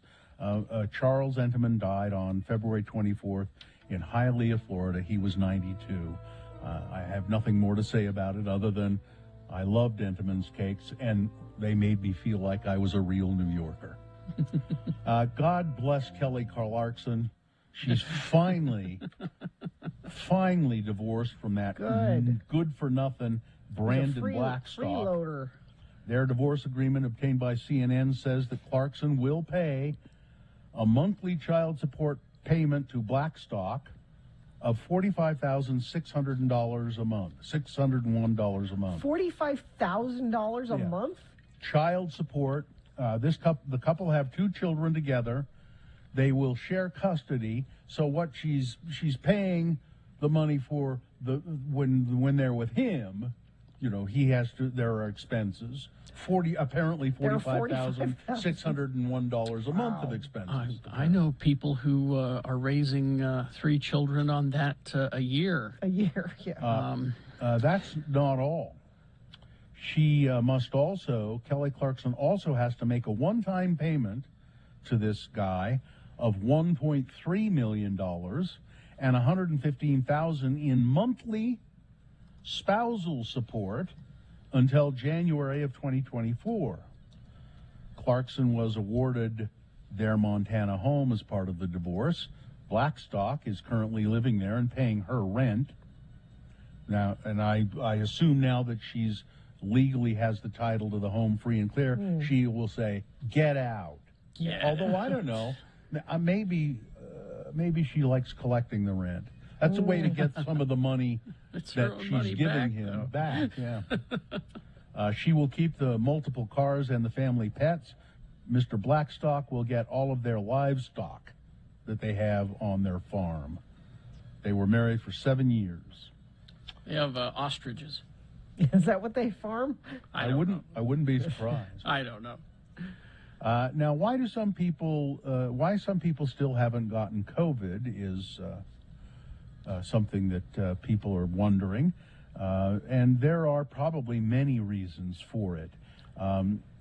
Some of the reasons why people have never had COVID at this point in the pandemic, and this is according to a study, or this is according to a survey done by Huffington Post. Mm-hmm. One of the reasons is that vaccines work, masking works, and distancing works. That's what I've been doing. So you may be sick of hearing all of that, but if I'm sorry, they do work. Now, again, people who do all of that sometimes still get coronavirus, but more than likely they don't. I brushed my teeth once. Do I have to keep doing that in order to not have cavities? I already did it for a while when I was a kid. Number 2, the reason that people maybe haven't gotten COVID, you've just remained totally isolated. That's me. You have stayed away from people completely. Mm-hmm. Number 3, because you did actually have it, you just didn't know it. Oh. And that it's is possible. If you're fully vaccinated and everything, you probably that might happen. Yeah. It seems to me within this 2 years or so, I think I had a cold, and I didn't test to see if I had COVID because could have been. I was pretty sure it was a cold. Number 4, because household transmission is not a given. You would think it is, but there are people who in their household somebody gets COVID. Nobody else gets it. Well, Katie's fiance had it. She never. Well, she moved out immediately. But still, they were together when he was a little bit. Yeah, I was going to say he didn't find out until we had still been in the same apartment together for a week. But there are still people who the families they live together. It's happened to like 4 of my friends. Their spouse got it. None of them. They don't have anywhere to go. They just have to stay there. I was lucky. So what you do? Isolate in the house. Yeah, you try to isolate in the house as much as possible, but still. And then of course you're just the 5th reason is you're just lucky. It's just lucky that you haven't gotten it. Your scientific measurement of luck is off the scale. For the 3rd day in a row, the prosecution's star witness at a trial going on in Utah County continued to testify about the brutal stabbing deaths of a young couple that she said she witnessed at the hands of her former boyfriend. Defense attorneys began their cross-examination of Morgan Lewis, questioning her on the events leading up to the killings. Jared Baum is accused of killing Riley Powell, 18 years old, and Brylan Breezy Otteson, 17 years old, near Eureka in Juab County. He stabbed them to death and then dropped their bodies down a mine shaft. Ms. Lewis said Monday that Baum had cut her forearm during what she described as a ritual. She said she was afraid for her life. I mean, she witnessed the murder, and she did not immediately, but very soon thereafter, finger him in the. I don't think it was very soon. I think it was months. I don't think it was very soon.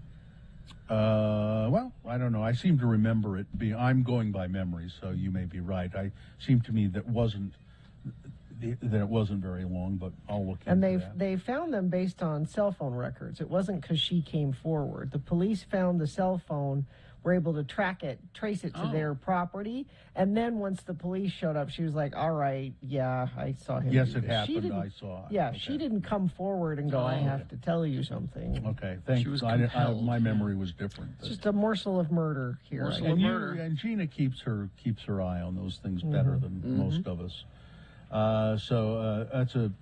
But just an awful, God, what an awful crime. And I remember thinking about these two kids. You know what in the world did they ever do to deserve that?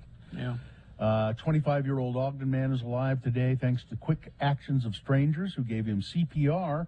He was having a heart attack at a trampoline park. Oh. We were jumping up and down and having a good time. Him and his brother was doing backflips, said Chrissy Norman Lawrence in that Ogden vernacular that I like so much. But then he started to have a heart attack, but the people, some of the people there knew what to do and gave him CPR, and he's alive thanks to their quick action. Well, there you go. Thank you. Weather, traffic. So, not snowy like it was yesterday, but definitely cold. It's only 23 right now and only going to get up to, we're not even going to get out of freezing, 31 for a high today. I got my thick socks on today. That's a good thick sock day, and you're going to definitely need them tomorrow. Overnight tonight, 12 degrees. This is down in the valley. This isn't up in the mountains. This is down here.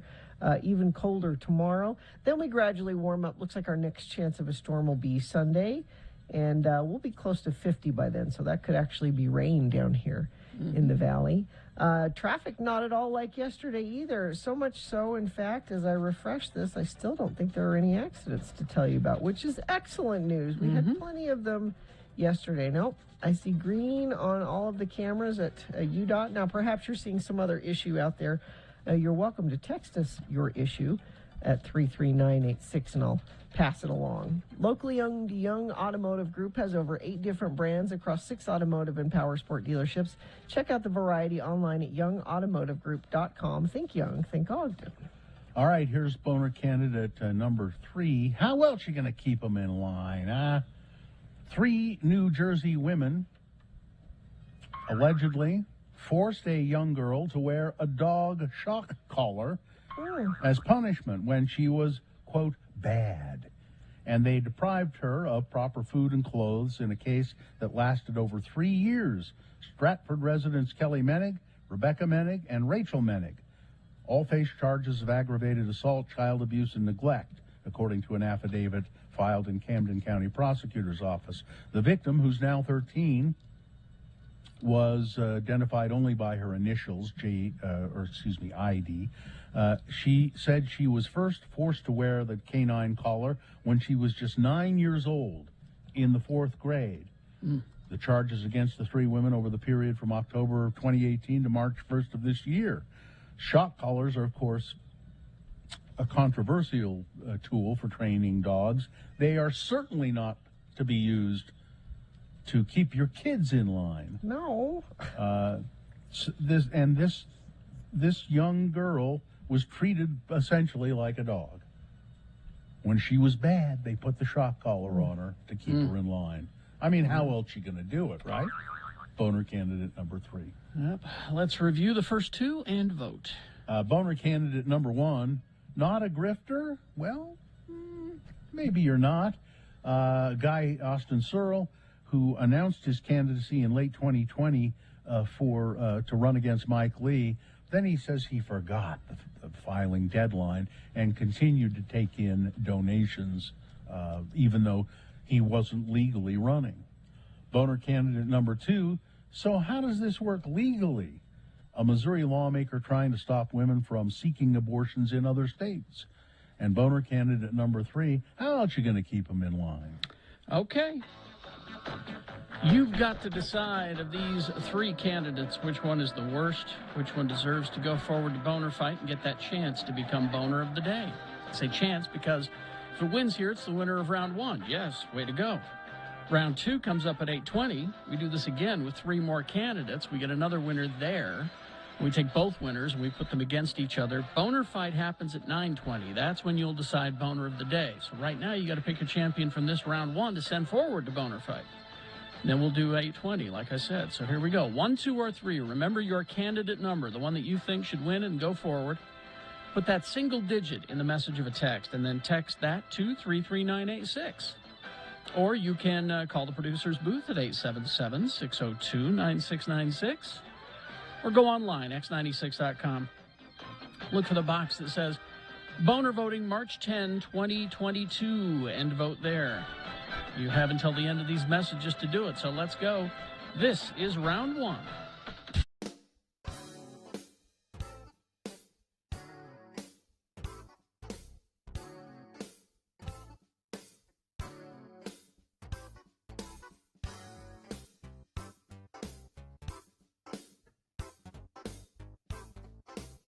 I made a big mistake. Well, I didn't. It had to be done at some point. I haven't gotten on the scale, weighed myself, that is, since. So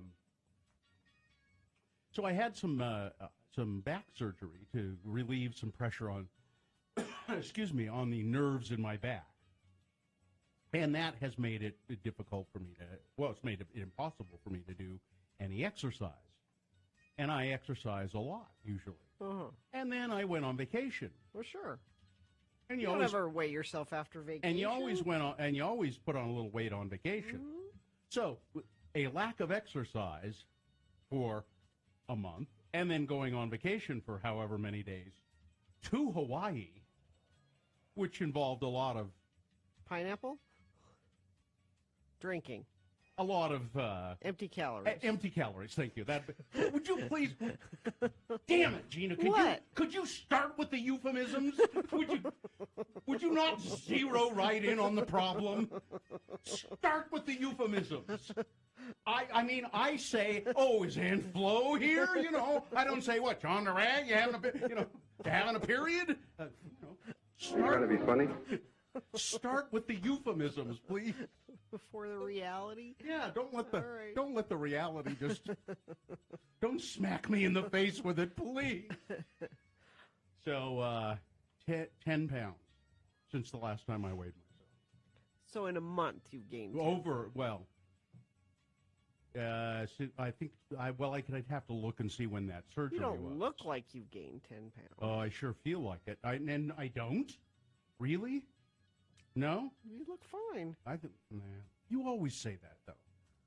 Because I don't know, why does she always say that? Because I don't think it's true. I'm sorry, I was chasing down things that we have to take care of here. I'm, trying to fix the show. That's all. She always says you look fine. I think it's you say that either because you don't really look at me or at people, because I look at you.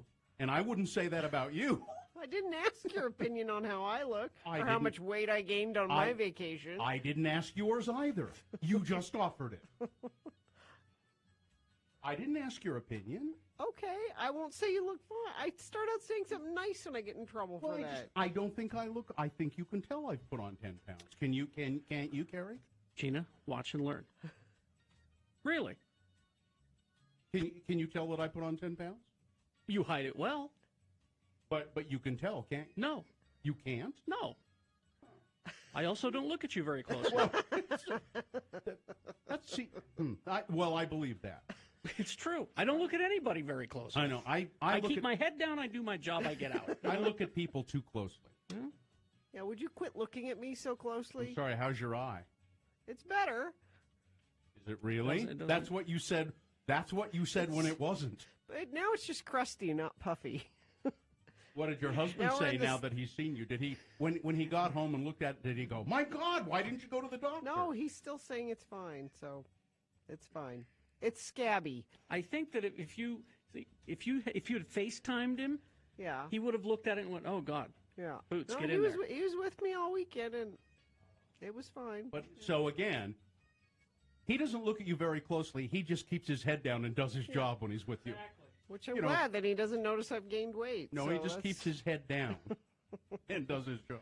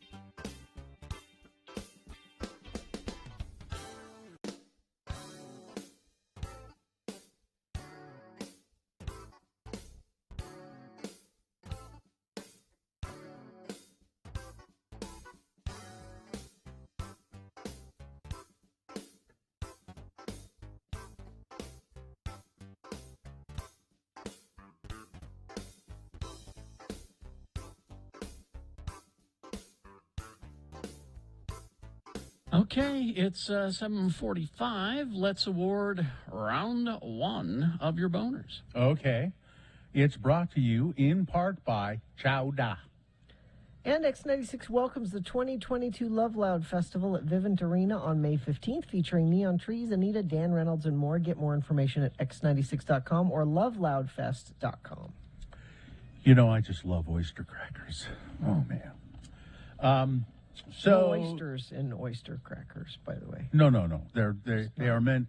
They call them that because they're meant to be an accompaniment to oyster stew and other. Goldfish crackers, on the other hand, contain goldfish. Yes, that's true. Absolutely true. So there was really the only kind of surprise or the only contest here was who was going to win the Sportsman's Expo tickets in this boner round, because number 3, putting the shock collar on this girl. Yeah, that was not a fair fight. There's no way that would not win, and it certainly did handily. Now, see, I was watching the votes come in. Did anybody vote for number 1? I saw plenty of votes for 2 and 3, but number 1 I didn't see. So 16 people voted for number 1. Okay, that's what I thought. But number 2 got a fair amount of votes. And by the way, the number 3. So it's these 3 women charged with putting a shock collar on this girl that lived with them. It says at the end of the story, and I kept wondering, well, who is this girl? It says at the end of the story, the court has ordered that the nature of the relationship between the 3 women and the victim is not to be made public. Whatever that makes means. you more curious about what it is. It does. But anyway, number 3 wins round 1. It's true. There you go. That's your winner. Sorry, I hit the wrong sound thing. No, that works too. That's your winner of round 1. It now goes forward to boner fight. Might be boner of the day. Round 2, 8:20 this morning. 3 more candidates. Another winner there. Send that one forward. And both champions go face to face. Boner fight happens at 9:20 this morning. That's when you'll decide boner of the day for today. Now, so apparently Katie and Gina got gifts, and why didn't we get any? Bill's always irritated when he doesn't get something that somebody else gets. Well, yeah, I feel left out.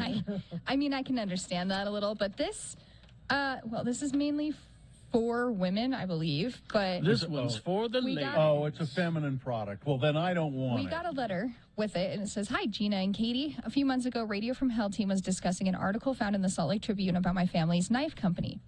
Gina didn't understand what you would use this knife for. She said you could use them to pick your teeth. While that may be possible, it certainly isn't the only reason my mom, sister, and I began this awesome Brighton Blades is what they're called. I can see why they'd want to give Gina one of their gifts, because Gina was so complimentary and really promoted their product. I was unclear what I would do with a knife. So this one, it says, we wanted to give women a fashionable option to keep a useful tool on them, opening all packages when they arrive at your doorstep, cutting off tags, opening a bag of licorice. There are millions of reasons. So they All have those two different knife styles. All you have to do is be a little creative, Gina, to figure out what to use it I have a hard for. time with that. I have a hard time. So there's two different knife styles that we were given. So one can of we see them? Let's see. yeah. So it's at local- x96.com/live so you can see this. Yeah. Yes. It's a local family-owned knife-making company. Let's see this. Okay. So this one is their. This one has fancy little things written on it. This one says "United with a Heart." Mm-hmm. And it's got like a that's little cute. gem right there. That's a girl knife. Exactly. That's pretty. It's got a little like a charm hanging off Yeah, of it has that. a tiny little charm on it. That ain't practical. And the pattern kind of looks like, I'm not dissing it, the pattern kind of looks like wallpaper. I thought A little that was bit. Kinda, So kinda the interesting. that's the inspirational line of knives with uplifting messages, including love, believe, resilience, dream. I know when I'm looking for inspiration, when I'm having a down day, Yeah. I pick up a knife. That's what I. Now, I am looking for inspiration on the point of a blade. Now, I really like this one. This is the second line of knives, and All it's right. called the Not So Heavy Metal. This one is this knife is specifically called Green Day because it's got a nice kind of dark green hold.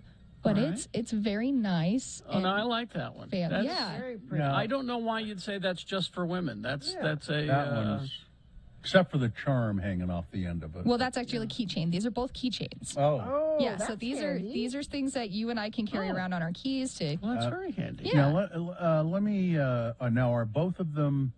They're the same style. They're just different casings, essentially. patterns kind of thing? So there's two different styles. This one has a straight blade, Oh, I okay. see. while I this got it. one had That kind of curve. has a fancy curved blade. Yeah. Mm. And what are they? They're called what? This one is the No, the name of the I'm company. sorry. They're called Brighton Blades, and Brighton there's Blades. currently a Kickstarter out for them right now. So if you go to Kickstarter.com, just search Brighton Blades. It looks like her and her sister and her mom made this company. They've been listening to us since the 90s, and they hope that we love our keychains. And if we have any questions, we can ask them. Babe, I got a knife. Somebody made not me right a now. knife. No, don't panic. Hey, I got Joe. a knife. If I were you, I'd run the other way. Hey, babe, I got a knife. Don't say that. Don't say that. Oh. That was aggressive. Oh, I'm sorry. I would be Hey, babe, I got a knife. I'll That's cut not ya. a knife. I'll cut you. or maybe it's foreplay. I don't know. So they only make that. Or do they only make that one size? Because they're both about the As same of right size. now, it looks like it. If they're doing a Kickstarter, But, yeah. this is they probably have plans to do other things. I'd like to but- see the Brighton Blades machete. Ooh, yeah. A machete designed for the woman in mind. Kickstarter knives are currently available at the Kickstarter.com. And then they're just going to try and get it up and running. I'm sure once this gets going and they might get enough followers and stuff, they might try and do maybe a machete for you, Bill. I don't know. Listen, I remember the story too, and they had a lot. That's just two patterns. I mean, it seemed to me they had several others, right? I think so. We'd have to go to the Kickstarter to actually know. These are just the two keychain knives that they sent Gina and I. And I'm kind of excited about it. Not gonna Brighton lie. Blades, when you care enough to stab the very best. Indeed. Mohammed, I got a knife. You saw? I thought we talked about not yelling this. Oh, now see, this is a. He's going to want it, probably. Well, Sorry, no, I'm it's- having to. It's a It's girl your knife. mother's. It's a girl knife. I don't It's want. your mother's.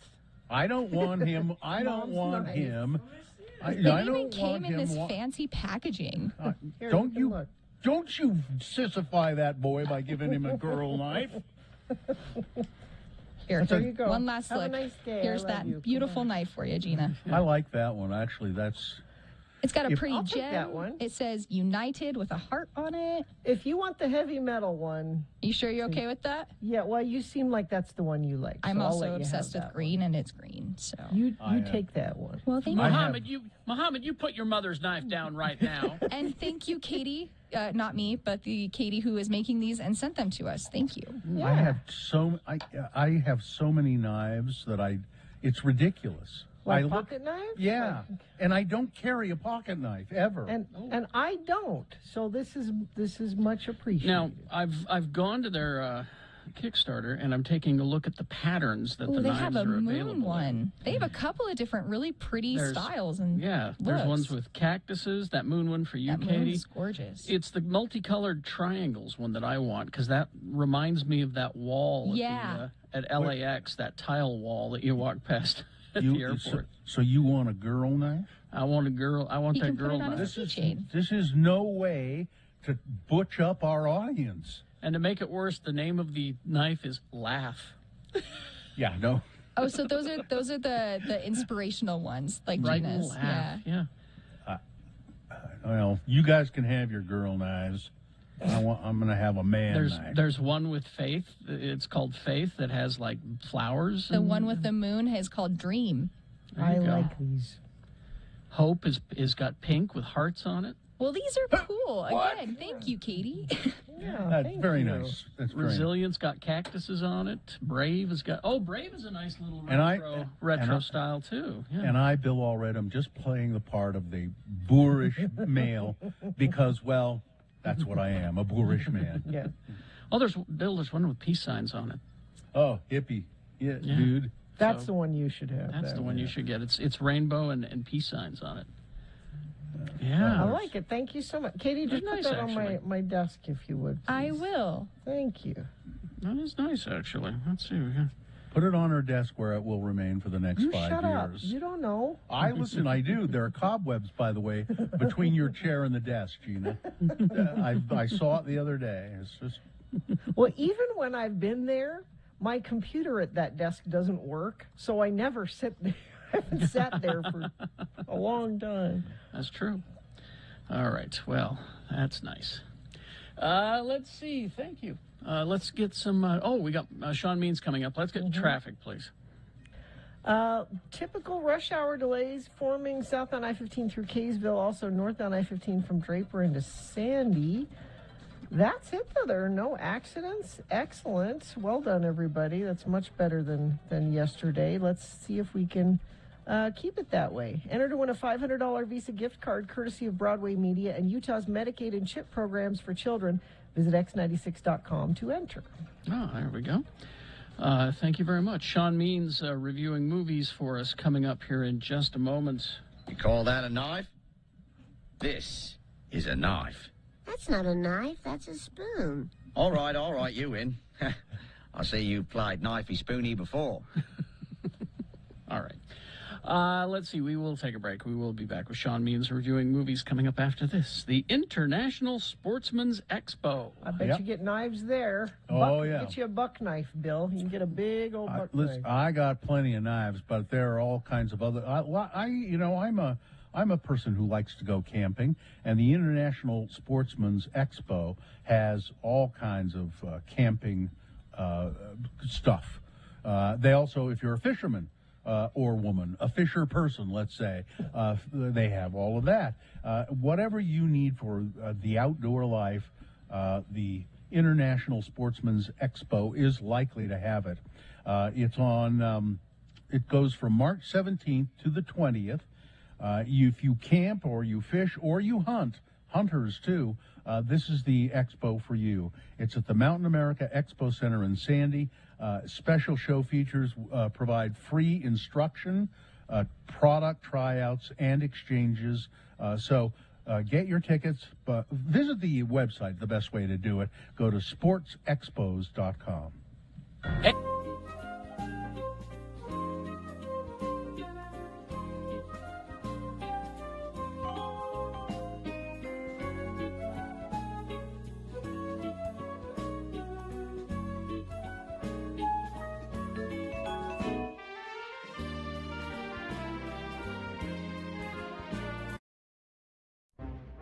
It is the 23rd century. Humans have left the lowly confines of planet Earth and have sought their destiny among the stars. While many things have changed, one constant remains: the need for young men to venture forth and do the work of the Lord. This is the tale of two such men who at the age of 19 have answered the call of their general authorities and are embarking on a 2-year mission to spread the gospel throughout the galaxy. This is the story of Space Elders! In this episode, we find our missionaries tracting underground on Janus 6. Wow, would you look at these caverns? They're incredible. You sure we have the right planet? Yeah, I am. Janus 6. Why'd you ask? Oh, just because this planet is uninhabited, that's all. Well, I'm sure that Zone Leader Hansen had a good reason to send us here. Yeah, like all the residents of this planet were killed by some unknown force, and he's hoping that we stumble upon it. Now, Butch, you be nice. Hey, looky here. Perfectly round, shiny rocks. Hey, a collection of bowling balls. Well, maybe there is life on this planet after all. I don't think those are bowling balls. Hey, you shouldn't be touching those. Well, you're right. They ain't bowling balls. The weight's all wrong, and they don't have holes drilled in them. Hey, you hear that? You mean the menacing sound of a big rock sneaking up on us? Yeah. What do you think it is? Well, from the looks of it, I'd say it's a big rock sneaking up on us. What the flip? Oh, you better put down the bowling ball real slow and easy, Butch. I don't think the big rock that's been sneaking up on us likes the way you're handling it, and it's staring at us, too. Okay, here you go. It's backing off. Excuse me, Mr. or Mrs. Big Rock. I'm Elder Christiansen, and this is Elder Jensen. Hi. Hey, look, it's burning some words into the cavern floor.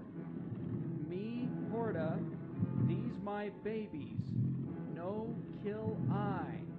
Hey, she's friendly, and she has kids, so it means she must be married. Mrs. Horta, we represent the Church of Jesus Christ of Latter-day Saints. You know, the Mormons. Hey, she just crossed out the no from no kill I. Oh, so much for being a friendly rock. Looks like this might just be a time to make an exit there, Lehi. Let me just grab one of these little rocks as a souvenir. My cousin would love to have a real live pet rock. I don't think she wants you to have one of our babies, Butch. Look out! Is this the end of our missionaries? Will Butch get to send a pet rock home to his cousin? Will Lehi make him put it back? Is it legal to bowl with a silicone light form egg? To find out the answers to these questions, tune in next time to hear Butch say... Okay, lady, back off or the little rock gets it. Now, Butch, that's no way to talk to a prospective convert. Now give her back her baby. On the next bone-chilling episode of Space Elders!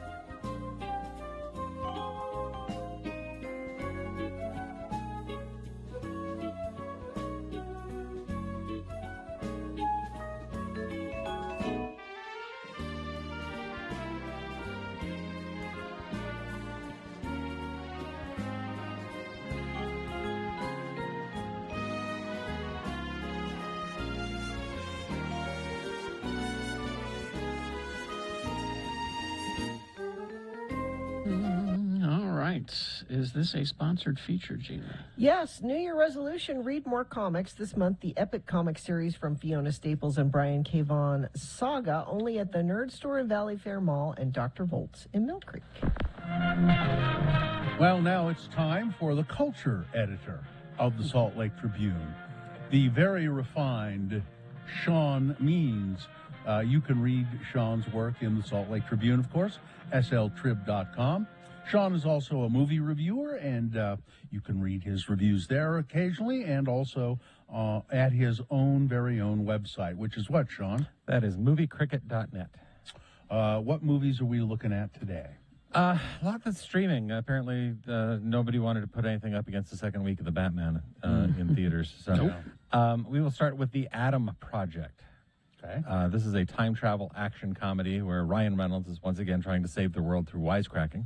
This time he's a pilot, steals a time jet in 2050 and travels back to 2022, where he finds his 12-year-old self, who's a pint-sized loudmouth who gets beaten up by bullies pretty regularly.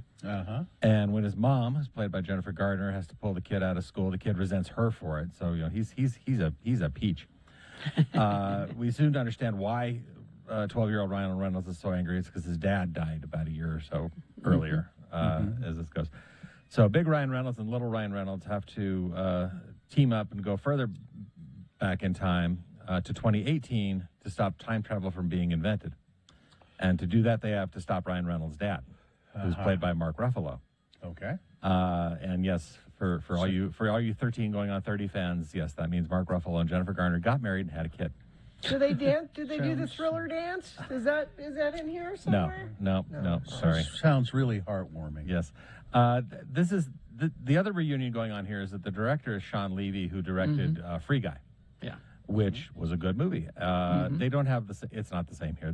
They don't have the same spark, and a big part of that is that there's like 4 people credited on the screenplay, and it's just trying to throw jokes at the wall and seeing what sticks, and it doesn't work. And they can't come together with a good coherent time travel plot. Oh, really? You know, I'm a Doctor Who guy. I've seen Back to the Future millions of times. The thing about we all know the thing about time travel movies, you can do pretty much anything, but you have to set the rules. And then you have to follow the rules. Now you can set rules that will make your story work the way you want it to, but you still have to set the rules and stick to them. And this movie doesn't do that.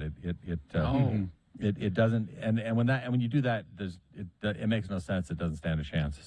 So even the appeal of Hulk, Deadpool, and Gamora in the same movie is not enough. Not enough. Not enough. I would say it's also weighed down by Jennifer Garner, but that's You shut up. She's a national treasure. I like Jennifer Garner. That's fine. Brilliant actor. You're right. A brilliant actress. So I didn't say that. I said she's a treasure. Yeah. This Adam Project is on Netflix starting tomorrow, and I give 2 stars. 2 stars. All right. Let's go to Gold. Gold. Then, shall we? Yes. This is from Australia. It's a dystopian drama that feels like it's about 5 years away from Mad Max. You've got Zac Efron as a guy who's going to seek his fortune working in a labor camp, and he hires a guy to give him a ride. And the guy is played by this Australian actor named Anthony Hayes, who's also the director and also co-wrote the script. And somewhere in the middle of the desert, they have to stop when the car overheats. And while they're out there, Zac Efron finds this huge nugget of gold, like coffee table size. Wow. Too big to carry. Too big to carry, too big to dig out. Is there such a thing? I wonder. We were just talking about time travel, and you're asking if there is such a thing. Just go with it. It's a movie. Okay. And so they have to decide what to do. And so what they decide is that Zac Efron's going to stay with the gold, and then the other guy's going to go drive 2 days to the next town, get an excavator, and drive back. All right. So Zac Efron is out in the middle of the desert, getting roasted alive under the desert sun, and through prosthetic makeup, getting a really nasty sunburn. And you got to give Zac Efron credit that he's willing to sort of deglamorize and not look like the pretty boy that we all know. That's hard for him to do, though. I mean, you can do a lot to him, and he's still good looking. Yeah, and I mean, at least he's not being Ted Bundy. So let's take advantage of that. Does he go crazy in the desert? Is that part of it? He starts going nuts and hallucinating, and he gets to act paranoid. There's some heavy acting here, and give him credit for making the effort. You know? Okay. So give him. All right. He's trying hard. He does okay. The plot is pretty sketchy, and the director's tricks they can't do much to save that. But watching Efron's performance is it's a pretty strong performance, so it's worthwhile. So 2.5 stars for Gold. All right, and so it's playing at some of the megaplexes. So the megaplexes. All right, so let's go to Turning Red. Turning Red, Disney Plus. It's on Disney Plus. Third time in a row that a Pixar movie has skipped the movie theaters and gone to Disney Plus after Soul and Luca. This one starts with Mei Lin, who is a 13-year-old Chinese-Canadian girl living in Toronto in 2002. And one of the cool parts about this movie is how very specific that is. She's a straight A student. She always obeys her mother, who's a little helicopterish. Mom is voiced by Sandra Oh, who is also Korean Canadian, or who's also Chinese Canadian. Korean Canadian. She's Korean. Korean Canadian. Yeah. But now, what Mom doesn't know is that Mei Lin also likes to hang out with her best friends, talk about boys, and drool over pictures of their favorite boy band. Yeah, no, that's Four no Town. good. And the four friends really want to go see Four Town when they come play at the Sky Dome in Toronto, which is where the Blue Jays play. Big concert coming, but no way Mom would ever let her go. Of course not. So one day, Mom embarrasses Mei Lin by yelling at a boy that Mei Lin has a crush on, and then something weird happens. She turns into a giant red panda. Now, is this one that everyone can see? Yes, everybody can see this when it happens. And Mei Lin quickly figures out that strong emotions can make this happen, and she's got to try like crazy to keep Mom from seeing it. Metaphor. So when Mom, at one point when Mei Lin's hiding in the bathroom, Mom thinks it's something else going on. Which gives us Pixar's first ever reference to feminine hygiene products. Ooh. Well, that's just opened the floodgates now. Is the red? Well, she asks, is it the red peony? Okay. Okay. All right. So I can't say much more from here without spoiling things, except to tell you that just remember the last time Pixar had a headstrong teenage redhead. It was Brave, and that went in directions you didn't think it was going to go. So. I see. Okay, I see what you're. This is a really sweet movie. It's funny, it's smart, it's heartwarming. All the boxes you check off when Pixar's involved. When it's Pixar. Do they ever make a mistake? Cars. Oh yeah, that's right. Well, Cars 2 more than Cars. The girl car end up with the boy car. No. Cars was okay. Cars 2, when you made Larry the Cable Guy the lead, that was that was the mistake. Yeah, Mater. Yeah, he's a good supporting player. Don't make him the center.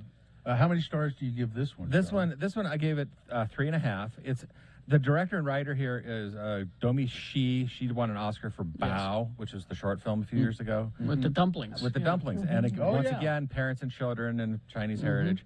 And what I love about it is how it is so culturally specific in all those ways, but emotionally it's very universal and everyone can get it. I mean, when the movie talks about mothers and daughters, it's not just Mei Lin and her mom, but it's mom and grandma, voiced by Michelle Yeoh. And when she comes in, oh my gosh, it's great. Oh, wow. So this is all just wonderful. So 3.5 stars. It's on Disney Plus starting tomorrow. Okay. So you can enjoy it at home. That movie with Zac Efron, to go back to that for a second, I asked about the gold. Cement Dave looked it up. The largest nugget of gold ever found was in Australia, and it weighed 173 pounds. Okay, that'd be difficult there you go. Carry out of the desert. Okay, all right. Well, there you go. There's some good choices for this week. What about next week? Next week, we've got The Outfit, which is a gangster drama with Mark Rylance as a cutter, as a tailor. And you've also got Master, which was it's a supernatural drama at a college starring Regina Hall. This was at Sundance this last time round. And then on Hulu, Deep Water, which is an erotic thriller with Ben Affleck and Ana de Armas, which is apparently how they got together for that time they were together. Okay. And it's directed by Adrian Lyne, who did Fatal Attraction and 9 days, 9.5 weeks, 9.5 weeks, 9 days. So and Unfaithful, and it's like he's still around. Wow, making erotic thrillers. So, all right. Yeah. Just a real quick text here. Tell Sean, let's see. Oh, and then someone else decided to use our line. Tell Sean thanks for his work. After hearing a review last week of The Batman, I went and saw it that day. So good. So there you go. You're welcome. All right. Thank you very much, Sean Means. Read Sean at moviecricket.net or in the pages or online, sltrib.com. Thanks, Sean. You're welcome. Thank you. All right. Traffic, Gina, please. Just one accident to tell you about, so we're still doing pretty well this morning. Crash on 12th Street in Ogden heading west toward I-15. Cars are blocking the left lane there, but not too heavy traffic and not causing a whole lot of delay in that area. So that's good news. And yeah, things are moving really well up and down the Wasatch Front. I don't see any other issues to tell you about, but of course you can text us if you see an issue, 33986. Locally owned Young Automotive Group has over 8 different brands across 6 automotive and power sport dealerships. Check out the variety online at youngautomotivegroup.com. Think Young, think Ogden. Okay. Boners round 2. Coming up, here are the candidates you'll be considering. Number 1, the foreign policy genius of our former president. Boner candidate number 2, Buddy Boheim and the cheap shot gut punch. And boner candidate number 3, banking while black. Oh, I'm glad you found this one. Boner candidates for round 2 coming up in our next break. Stand by, get ready to vote. BigOTires.com. Oh, Big O. They know that tires and auto repair can be an unexpected expense. Often they are. Yeah, so Big O Tires will offer, well, they do. That's why they offer no credit financing, no credit needed financing. So no matter what your budget or situation, they've got financing tailored for you. And they help you out with the sale, too. If you come in today, you can save up to $100 instantly on select in-stock sets of Cooper, Nitto, and Pirelli brand tires. This sale goes through March 27th. Now, I go to the Big O Tire store on 2nd East and South Temple, and I recommend them highly. But, you know, if you don't live in that area, there's probably a Big O Tire near there is. you. Just go to BigOTires.com and you can find it. There's a locator there. Yeah, they're everywhere. You can make your appointment online, which is really cool. Big O Tires, the team you trust.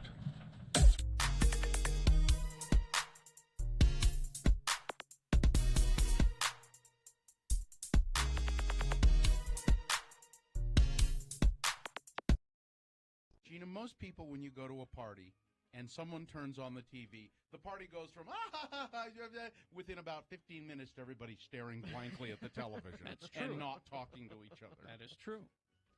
So it'll be a good thing to do at the party. Yeah. The point of the party, you know, if you're having a TV party, then yeah, turn on the TV. Yeah. Otherwise, don't. Yeah. Is that why your parties don't work, I don't Gina? know. Could that I'm not be good it? at having parties. When's the last time you gave a party? I don't know. What counts as a party? Is having people over a party? Or do you have to have like a celebration of something? No, I think if you invite people over, it's a party. Even if it's a family dinner, it's a family dinner party. Oh, then we have those all the time. Do you? Yeah. And the TV goes on. No. After dinner? No. No TV. During dinner? No. Music. Oh. That's it. No TV. I love people who watch TV during dinner and have TVs in their kitchens and stuff. That's just really odd, Just says, I think. we don't want to talk to each Yeah. other ever for any reason. Yeah, it's just really strange. I knew a family who had a small TV on their dinner table, and they would eat dinner and watch television. Sitting on the table. Yeah, sitting on the corner of the dinner table, a small television, and it was on when they ate dinner. So they never talked to each No, other. not much. Maybe that kept the fights down. Well, that's what I'm thinking. Now, when we watch TV and eat at the same time, it's because usually we don't have the time to do them both proper. You know, So then do you take we the have to food to the combine. couch? Yeah. Take the food downstairs. When I first met my wife, I was not adverse to doing that. I was also not adverse to having a television in the bedroom, and she was against both of those things. And so we have not done them in, I haven't done them in years, Mhm. and now I can't imagine doing it. Even I having a TV in your bedroom? No, God, no. No TV in the bedroom. Why? Especially not in the bedroom. Why especially not in the bedroom? Because you don't like to get under the covers and. Because it's useless. For me, it's useless. If I had a TV in the bedroom, I mean, when I go in the bedroom and get in the bed, you know what I do? Bonk, sleep. Within 2 minutes, I'm out. And if there was a TV in the bedroom, I would be out within 30 seconds. I mean, it would serve no use. It would just serve absolutely no purpose to me to have a TV in the bedroom. Got to have a TV in the bedroom. Do you always watch TV before you go to bed? No, it gets turned on maybe once a week. But you got to have it. But you got to have it. The Saturday mornings when you wake up and you're not going anywhere and you're just kind of lying there, you're like, let's see what's on. Yeah. That'd be Let's nice. watch a little cartoons. That would be nice. You know what you need? You know. You need what we have is like a cabinet that you can just totally shut it off. That's so what we have. So you can and then pretend there's no TV in there until you really The other want reason one. you need the TV in the bedroom is, the porn. But that's another subject altogether that They have porn on TV? Sure. You can put the porn on TV. Really? Uh-huh. You control the vertical. You control the horizontal. No, the porn controls the vertical.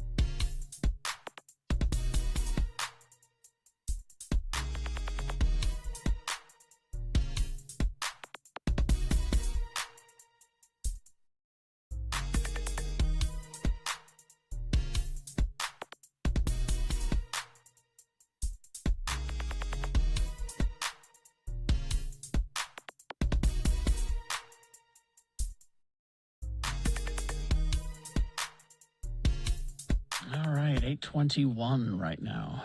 Time for round 2 of your boners. 3 news stories. These will be examples of bad, stupid, funny human behavior. Boner means mistake. We'll give you 2 candidates now, a third coming up, and all you have to do is decide of these 3 candidates which one is the worst, which one deserves to go forward to boner fight and get that chance to become boner of the day. Winning here means it goes up against the winner of round 1's voting. Good candidate. That's why in round 2, strategery is the important way to vote. That way we have a good boner fight happening at 9:20. So of these 3 candidates, take a look at them, decide which one deserves to go forward to possibly become boner of the day. 2 candidates now, a third after the news. Once you've heard all 3, you'll vote. One of you lucky random boner voters will receive tickets to see Rise Against live at the Complex on July 26th. You can find more information about this concert at x96.com. Boner candidate number 1, the foreign policy genius of our former president.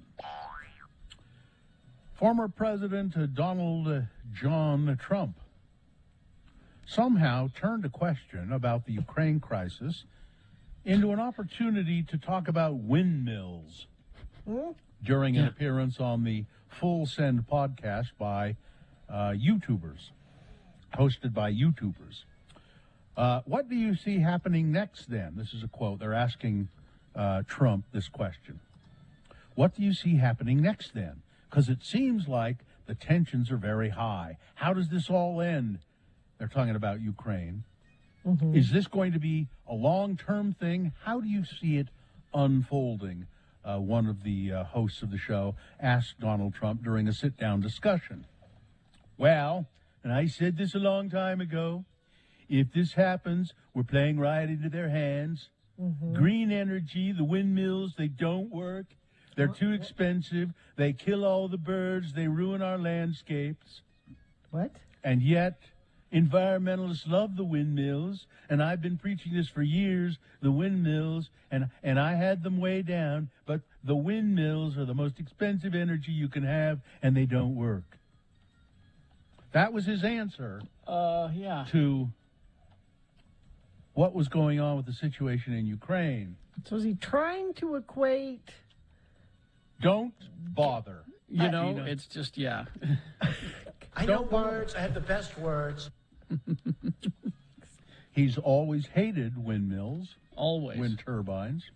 Because trying to they make want this about gas, and he's on record about the wind turbines from a long way back because of his golf course. Was it in Scotland or somewhere? Yeah, the Scotland one. Yeah, they wanted to put windmills out in the ocean there, and he said, "Oh, it ruins the view. Oh, I hate them."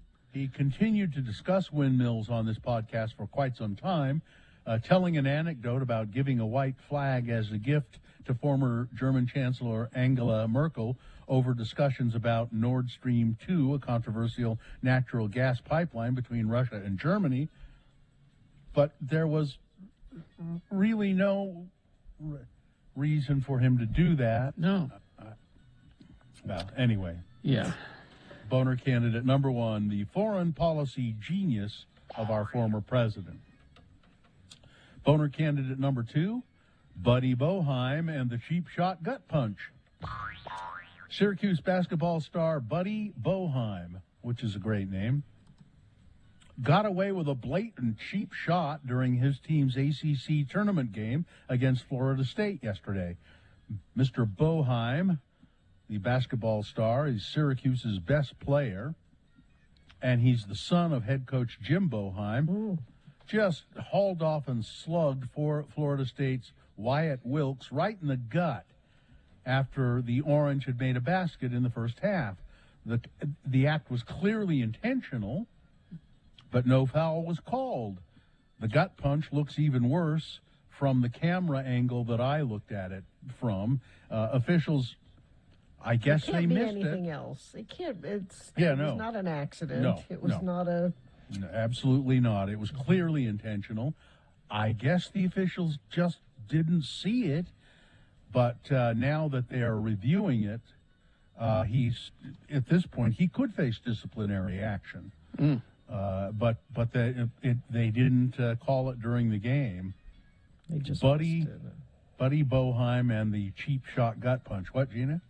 They just missed it. I don't think they. Yeah, not intentionally. They just didn't see it. Coming up in a moment, Boner candidate number three, banking while black. All right, Boner candidate number three coming up here in just a bit for round two. What do you got for us there? I've got Nick Cannon. I know, Gina, you really like Nick Cannon's talk show. Do you? Don't you know love what it? I like baby whales. That's what I like. And you can follow a baby whale on a magical journey to discover the incredible world of ocean currents. Meet curious creatures along the way. See how the ocean nurtures all life on Earth. Now playing at Clark Planetarium at the Gateway. Oh, just play along, though. You really like Nick Cannon's yeah, talk show, he's my favorite Well, talk show host. Nick Cannon fired. Cannon fired. You get it? His talk Did show's he get being fired or being Oh, canceled. okay. His talk show. Yeah, canceled. okay. He's not leaving. I mean, he is leaving, but now not of his own. Was this a TV show or a radio show? Yeah. You're no. right, Kerry. He did do a radio show also. Yeah. The staff at it says here, nationally syndicated show have yet to be informed, but insiders have been told that they should start looking for new jobs. I just can't believe. You see, he got the gig back in 2020 because he impressed the producers with his daytime talent when he filled in for Wendy Williams. She's had a lot of health issues, so he filled in. The former Mr. Mariah Carey was also a hot commodity when the show was announced because Fox's The Masked Singer, which he was a host on, had become the #1 new show. Well, he needs a job. He's got 1 million kids. Well, how are you going to take care of all them kids, Nick?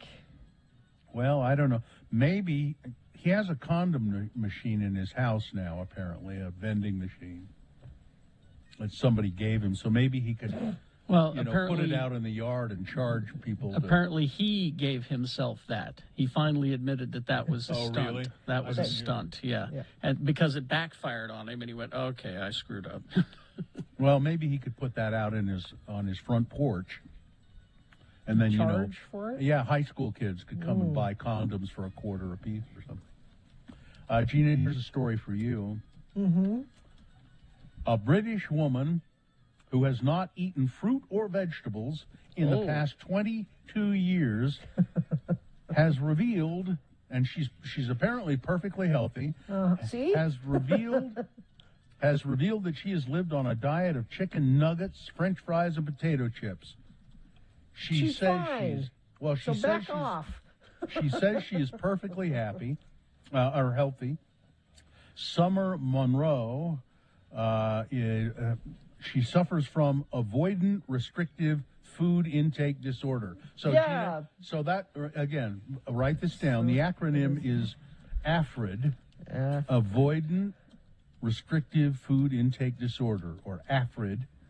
And the thought of eating an apple or a banana is enough to make her gag. I'll eat an apple. I won't eat a banana. I can't remember the last time I ate a fruit or a vegetable, she said. I'd say when I was about 3. I tried to eat some apple, but I physically can't. It's not that I don't want to. Yeah, it's a condition. It just makes me feel sick. And there's It's a a part of my brain that physically won't let me do it. It's a condition. It says here the fussy eater says she's in great shape. And I don't take any vitamins or supplements either. So there you go. You got everything you need in the chicken nugget. It's all there. Okay, I'm just giving you this. There's finally justification for what Thank you. do. I have a condition. The BA2 subvariant of Omicron was estimated to be 11.6 of the coronavirus variants circulating the U.S. as of March 5. So just a few days ago, 5 days ago, as a matter of fact, said the U.S. Centers for Disease Control and Prevention. Scientists are tracking a rise in cases caused by the BA2 variant in South Africa, which is spreading rapidly in parts of Asia and Europe.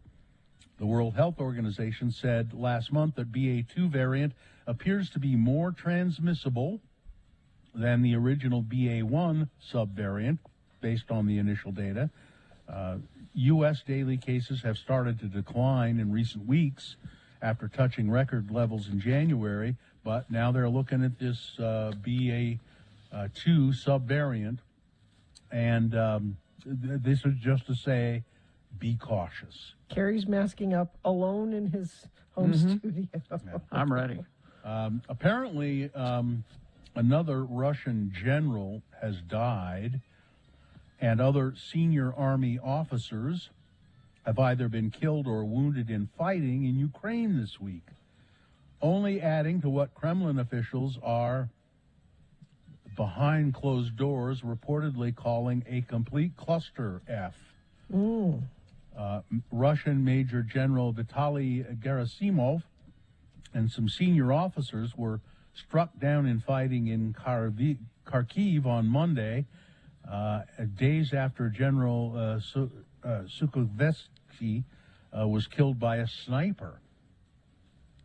These blows to the Russian army's top echelon occurred even before Russian government officials were already calling Vladimir Putin's invasion of Ukraine a complete disaster. So, is that good or bad? I'm not sure. Well, it's not good when anyone dies. That's Well, I not- mean, in terms of what we all worry about, nuclear war. Yeah. Here's another story for you, Gina. Okay. Are there chicken nuggets in it? No, I think that this is something you should consider. Okay. A New York City artist named Sunny told her 25,000 followers, and apparently this is true, my boyfriend can give me a Brazilian wax in 20 minutes flat. Oh. She's trained her boyfriend Why? To do her Brazilians. Why is this a? He can do a full art project. Why? No, it's just coincidentally she's an artist. Oh, she's not like in a gallery having. I didn't say it was an art project. It's Well, that's kind of what it sounded like. a New York City artist told her followers about this. She says, my boyfriend can do a Brazilian wax in 20 minutes.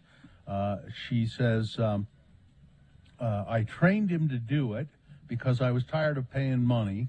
We have the waxing kit.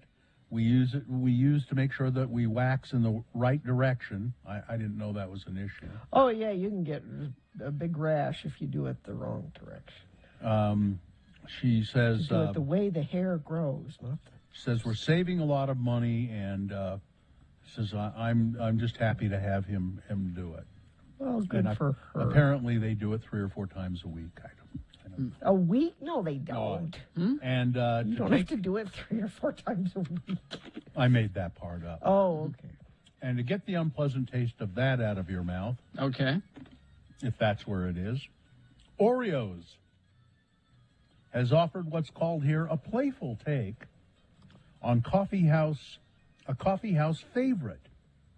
They are introducing mocha caramel latte chocolate sandwich cookies. Okay. Oreo mocha caramel latte chocolate sandwich cookies. That dunked in milk actually sounds really good. 2 rich cream layers of mocha latte and caramel, sandwiched between a pair of classic Oreo chocolate wafers. Oh, man. New limited edition Oreos will be available to purchase at retailers nationwide starting April 1, while supplies last. I got to try that. That sounds good. Glass of milk. Wow. Yep. All right, that's it. All right. Sports, weather, traffic. The Utah Jazz organization is stepping up to help the Ukrainian people amid the Russian invasion by providing more than 32,000 nights of housing for refugees fleeing the country. They've teamed up with Airbnb. That's a ton of That's a big deal, help. yeah. That's excellent. And at their game last night, it's the first time I guess this has ever happened. Instead of playing the U.S. national anthem, they played the Ukrainian national anthem, and the guy that it was on a violin, I think, and he's a local guy, but of Ukrainian ancestry, I guess, and he played that, which was really cool. And all of that good karma led to a win for the Jazz last night, 123-85 over the Portland Trail Blazers. They play again tomorrow at 6:30. They play the Spurs. And Tony Hawk got a severe broken leg on Monday. So severe, he may never skate 100% again. Yeah. He's 53 years old, and he said, yesterday sucked. I broke my elbow 20 years ago and managed to make a full comeback. This recovery for a broken femur will be much harder because it's your femur. That's the big bone. And because he's 53. Yeah. Ow. Maybe it's time to stop the skating, Tony Hawk, I guess. Boy. Yeah, I mean, he's still been doing, pretty much full-time skateboard. Well, not full-time, but still doing the same old professional stuff. Yeah. Weather, I just saw this on Twitter. At 7 a.m., Peter sinks. So that's I know where that is. That's traditionally the coldest spot in the U.S. is usually Peter sinks. About an hour ago, they recorded a minus 46 degrees. Wow. And it was still dropping. Wow. Very, very. And so when I tell you it'll be 12 degrees overnight in Salt Lake, that's toasty warm compared to that. It's 21 right now, really cold today, but no more snow to deal with. Looks like our next chance of a storm doesn't come until Sunday, and that's actually going to start out as rain because we warm back up into the low 50s by then.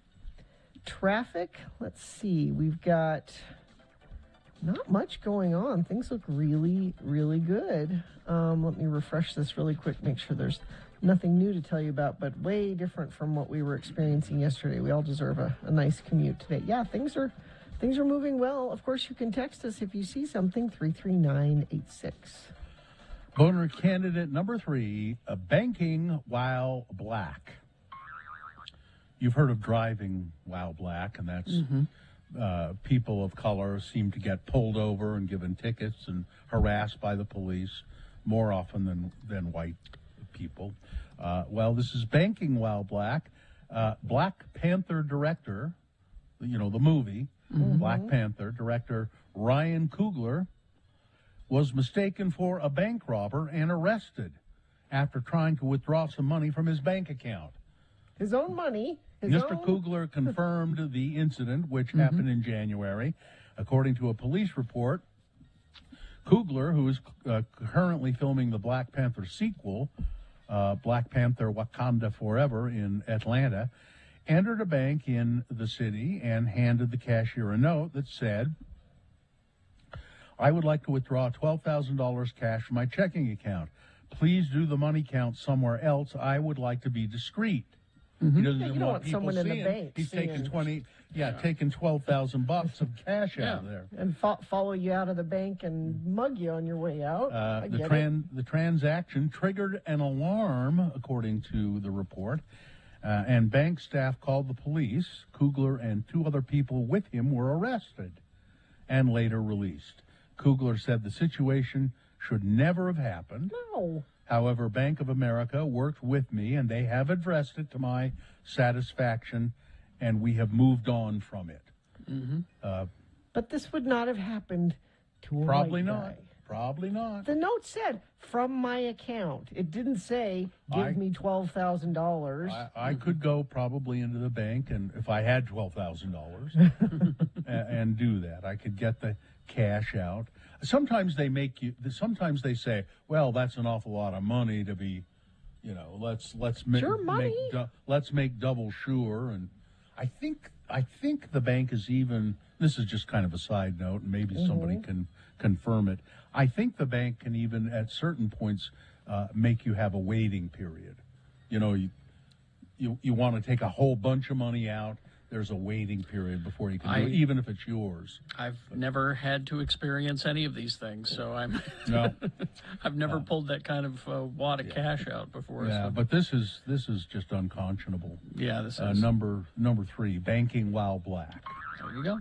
Let's review the first 2 and vote. Number 1, the foreign policy genius of our former president, Donald Trump, responded to a question about Ukraine by going off on a rant about windmills. Number 2, Buddy Boeheim and the cheap shot gut punch. Basketball player Buddy Boeheim, he got away with it. He just slugged another player in the stomach, just bam, right in the breadbasket. And boner candidate number 3, banking while black.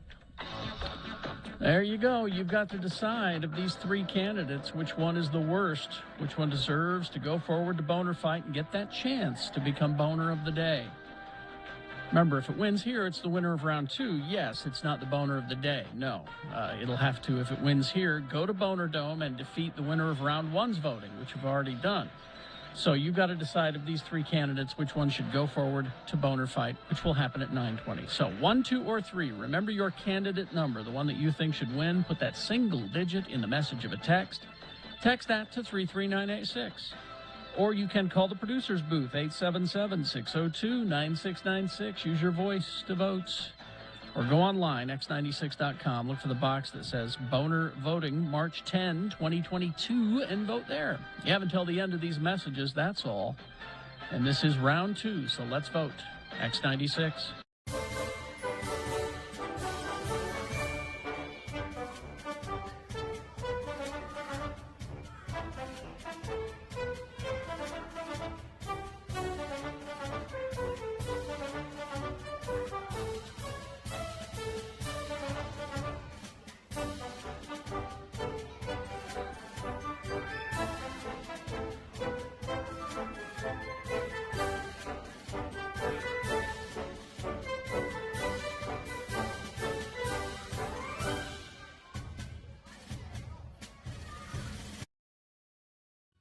Now, I got this email from Marianne Daly, and it says, "Hi, Bill, longtime friend of the program. Listen and love the show. Nothing makes me my morning better. I work from home, so I always have the radio on, and more often than not, find myself laughing really, really, really, really, really hard out loud. Of course, I identify with you most of the time of the three. So it says, anyway, Marianne goes on to say, I'm writing lately due to the interns. I really enjoyed the interview you did with Matt. What a smart, charming, and funny man. I didn't know I was on the webcam. She didn't say anything about the way you looked at okay. this point. Smart, charming, and funny. Shows real interest in radio. He's one to keep around. Really? Keeper. Oh, and he brought you Patron Silver. He rocks. He also has that radio voice. Forget that Guthrie guy. Oh no, it says Gunthrie. Gunthrie? Yeah, Gunthrie. forget Gunthrie. That's Guthrie's evil twin. Yeah. Sorry, he just didn't do anything for me. And try to work it out so that Matt has some more radio time. Ooh. That would be sweet. Matt, you are so cute. Oh, I know. And funny. Thank you, Carrie. Thanks, Marianne. Wow. Now, I just wonder if this would change Marianne's opinion at all. This is an email that I got from Matt. From this Matt? Yeah. Wait, which? Oh, was this the one I sent on Monday? I suppose so. When you weren't here. Yeah. Today, says Matt. Oh, it says subject. Hello, my name is Matt Timian, and I know how to offend the CEO of Simmons like no other. Today I wore a T-shirt that says Godweiser on the front and This Blood's for You on the back.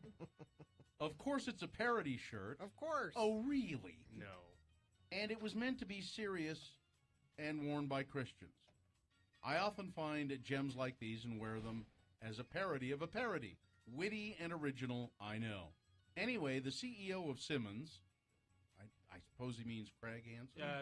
Yes. It was Craig. Craig was walking by me in the hallway with another gentleman in a suit, and after walking past me, they both stopped, turned around, and looked at my shirt. I pretended not to notice. Looked at the ceiling. I then heard them say, "We have some really interesting people working here."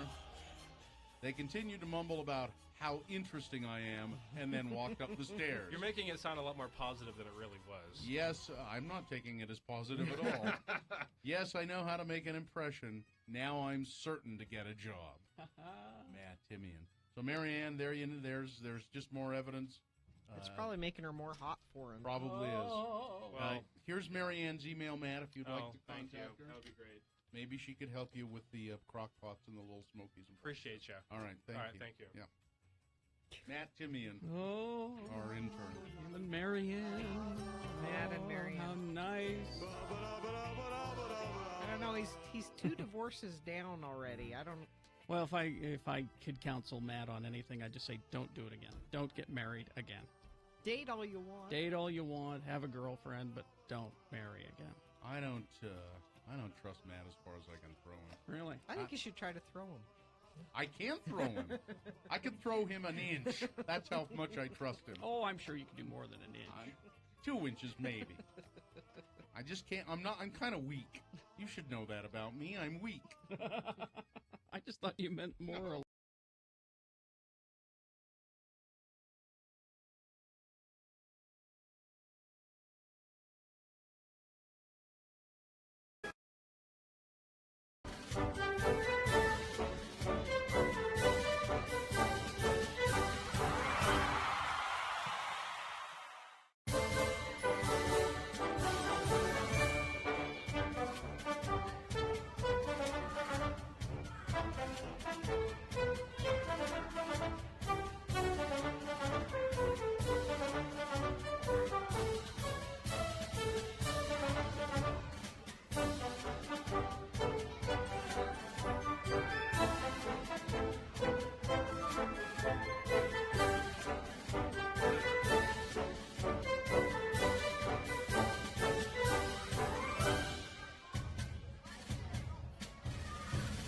All right, 8:47. Time to award round 2 of your boners.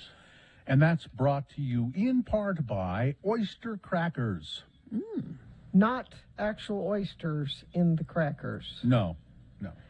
And Rise Against live at the Complex this July 26th. You can enter to win tickets to the show and potentially win the grand prize of a guitar signed by the band by texting the keyword RISE, R-I-S-E, to 33986. Message and data rates may apply. Find details and ticket links at x96.com.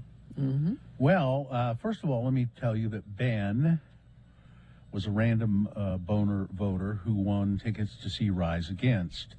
Now, there was a lot of voting. It was fairly close between number 1, Donald Trump, and number 3, Banking While Black. Number 2, the Gut Punch, got over 20 votes. Mm-hmm. But by winning by 20 votes was boner candidate number 3, Banking While Black. Okay.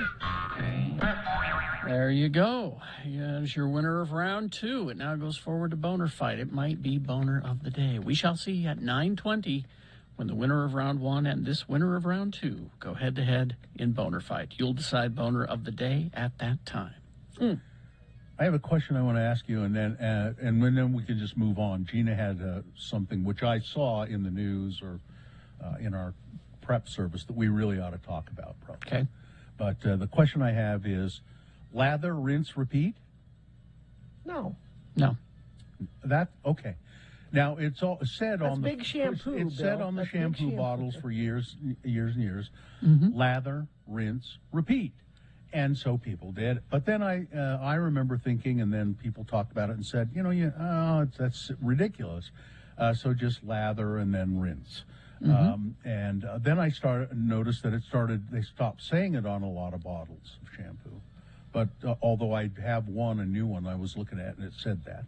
But my wife said the other day, I was reading an article of some hairstylist or some expert who said, you really should lather and rinse and repeat. Because the second washing really gets all of the oils and the residue out of your hair. If it ain't good enough to get it out the first time, I don't want nothing to do with it. So I don't know. I've been going back to lather, rinse, repeat. Really? To see if it makes a difference, and I'm not sure yet. So anyway, that's the thing. There's not really a lot to talk about there, but something I've learned during the quarantine and all of this, the pandemic, is I don't need as much shampoo as I thought I did. You are using too much shampoo? Yeah. Or you're skipping days? What is it? No, I'm every day. And I don't need to spend money on that expensive stuff, much to the chagrin of my hairstylist who sells the good stuff. Yeah. The cheap stuff is all you need. You don't need expensive shampoo. If you want to spend money on something, it should be on the things that you leave in your hair. Like if you have a leave-in conditioner or some other kind of styling product that stays there, it doesn't make sense to use. I find that expensive Crisco is very inexpensive and it works fine. I just got a text from somebody who wants to congratulate you, Bill, for not taking your phone into the bathroom with you, because why else would you be reading the shampoo bottle? Well, I don't take my phone into the shower. I was reading the bottle in the shower. All right, okay. Speaking of the bathroom. Well, I think we should save that because we've got more time coming up. Okay, okay, well then, lather, rinse, repeat. I'm kind of done with lather. Well, I don't know. All right, we can do it. What you got? I've got a poll. Okay. Survey says 2 in 3 people hold it for hours to avoid public toilets. I probably, if I can, will hold it to avoid public toilets. But if you gotta go, you gotta go. Well, and it depends. What do you gotta go? Well, if it's a quick number 1, that's one thing. That's a little less invasive. Thank you. 2,000 Americans asked about their bathroom preferences found 69% hate pooping in public so much they will hold it until they can be in the comfort of their own home. I'd rather be home, yeah. I used to be that way until I was a homeowner. And now I'm more than happy to destroy a public bathroom as opposed to destroying my own. Yes. I'll stink up somebody else's facility. Yeah. Also, I've talked to many teachers who say that they have, in their industry, there's a lot of kidney infections because teachers have to hold it. They can't just go whenever they need to. Yeah, they can't just go when they want. They have to wait. But Carrie, when urinary tract infection. Yeah. But at home, you can have all of your amenities that you prefer. Like they say that biggest bathroom pet peeves, 44% of people are irritated with thin toilet paper. At your home, you can make sure you have, the things you prefer. But if I'm not paying for the toilet paper, I can double and triple that single ply so that it's usable. I have a bidet on 2 of the 3 toilets in my house. The bidet without the toilet without the bidet, I've neglected it. I seldom use it because I would rather have. If you have a bidet, why wouldn't you? No, I have use it? Now the one in the main bathroom is the really nice bidet with warm water that you can make pulsate and all of that. And the other bidet is a kind of an inexpensive one. I'll say cheap. It works, but it's just a really strong blast of cold water. That's all it does is just. I don't. Yeah, if it's just cold water, I wouldn't even want that in my house. Yeah, you get used to it real quick. You get. And, I guess you have no choice. Yeah, and it works, and it works okay. It's just like. Actually, it's sort of invigorating on certain occasions. Woo! Wake up first thing in the morning. But the bad thing is that neither of those bidets. Now I don't know if you guys have them or not. No. You don't. I have a bidet. Yeah. You do, and yours, I'll bet, is really upscale, and it has a dryer too. It does have a dryer. Yes. Yeah. See the one neither. The good one, it's not even good enough, doesn't have a dryer, which I wish. Does that mean you don't have to use toilet paper to tidy up? You still have to use just a little bit of toilet paper to kind of dry. Mine has all the bells and whistles, which I thought was an odd choice for a bidet. But bells and whistles. It has the heater, it has all that warm water, the whole thing. Adjust your this and that. It's really complicated. But the toilet lid was so cheap, broke already. Really? Yeah. That's dumb. Yeah, the plastic toilet lid. I see. And my wife would never go for this. I really want to have one of the very upscale ones where the toilet seat lights up and all these alluring colors. We got ours. That's ours. Yeah. And it'll play music. Music? Yeah. Mine doesn't play music, but. Oh yeah, they've got bidets that'll do it's a little remote, like it's not you don't have to have a controller. As you walk up to it in the middle of the night, it will slowly open and be lighted. That's a little creepy. That's like a toilet ghost is what that's like. Yeah, Gina, ghost. If you know that that's what you have, you'll still think it's a ghost. It's a toilet ghost. That's right. Yeah, we have an ambience light and a seat warmer. I like the seat warmer. Mine doesn't have that either. Let's see. Blaine says, join the military. You can learn to poop outside with other people. Generally, you lose all inhibitions that way. And the river trips, I've told you, poop into an ammo can. And then Bob with the old slogan that is just a fun way to put what I just said earlier. My boss makes $1, I make a dime. That's why I poop on company time. Yeah, at home, that's your time. That's right. Why take away from your TV watching, Carrie? Exactly. So, do you take your phone in there and? I do. Yeah. And play Wordle while you're doing your dirtle. That's what everybody's doing, right? Twitter. Although Gina's got me on Hurdle now, so. I have problems with Hurdle. Oh, well, we'll have to talk about Hurdle. Okay, we'll have to talk about Hurdle coming up because we've just finished. It's Poop Chat on X96 Radio from Hell. Traffic, please, Gina. We have had a great morning, which we deserved after yesterday was not great. Let me refresh this because I don't think we have any new accidents to tell you about. Nope, we are good. Smooth sailing. If you see something that's not smooth, that's rough, that needs to be reported, you can report it to us. Text it 33986. All right, we will take a break. We'll be back. We got Boner Fight on the way in the next hour. Stand by. KXRK Provo. Hi, I'm Todd Newcomb.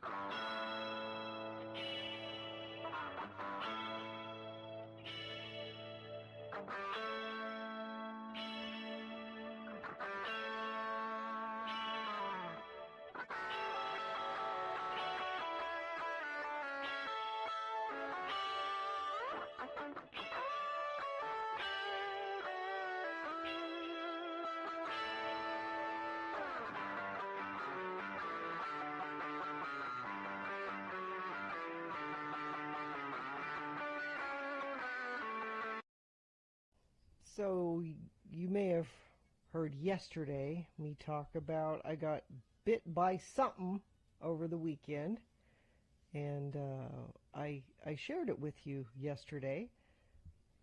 It was on your ankle. It was on my ankle, and I sent some pictures to Katie. I don't know if she can put those up, but if you follow me on Twitter at RFHGina, you can watch the progression of the injury. It got ugly. It got really ugly. Yeah, so yesterday it was like a little, I don't know. It's just a blister.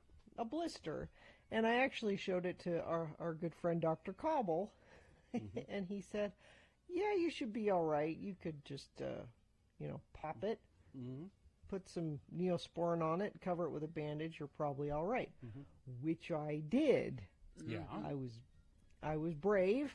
I got hydrogen peroxide. I got Neosporin. I did the whole thing, and I covered it with a bandage, and I said, well, I'll check it later. But it hurt, like throbbing pain. Yeah, that's a bad sign. So a couple hours later, I took it off, and it had gotten much worse, which I posted a picture of that on my Twitter as well. And it was oozy and a weird color, and it hurt. And so after much discussion and tweeting about it, because that's what you should really do, is tweet about it, I talked to my husband about it, and he said, I think you probably should go to the Instacare. This has gotten worse, not better. Let me know how it goes, babe. Yeah. You need a ride and home? I was a little nervous to go to the Instacare. So I went to the one on 4th South. And Bill, is that the one where you went to get your COVID test? No, that was in a parking lot at a church. Yeah, this was. But they do a lot of COVID testing there. But it was closed. So all the COVID tents were there, but it was closed, which is weird. 9th East? 4th South, and right there. And so I go into the Instacare, and there's nobody there. And I'm thinking, gosh, is it closed? Nope, there was a lady. What time of the day was this? Yesterday. What time of the day? Oh, like 5 o'clock. And they checked me in and said, go wait over there. And I said, okay, this is so fun. Because I was nervous about going.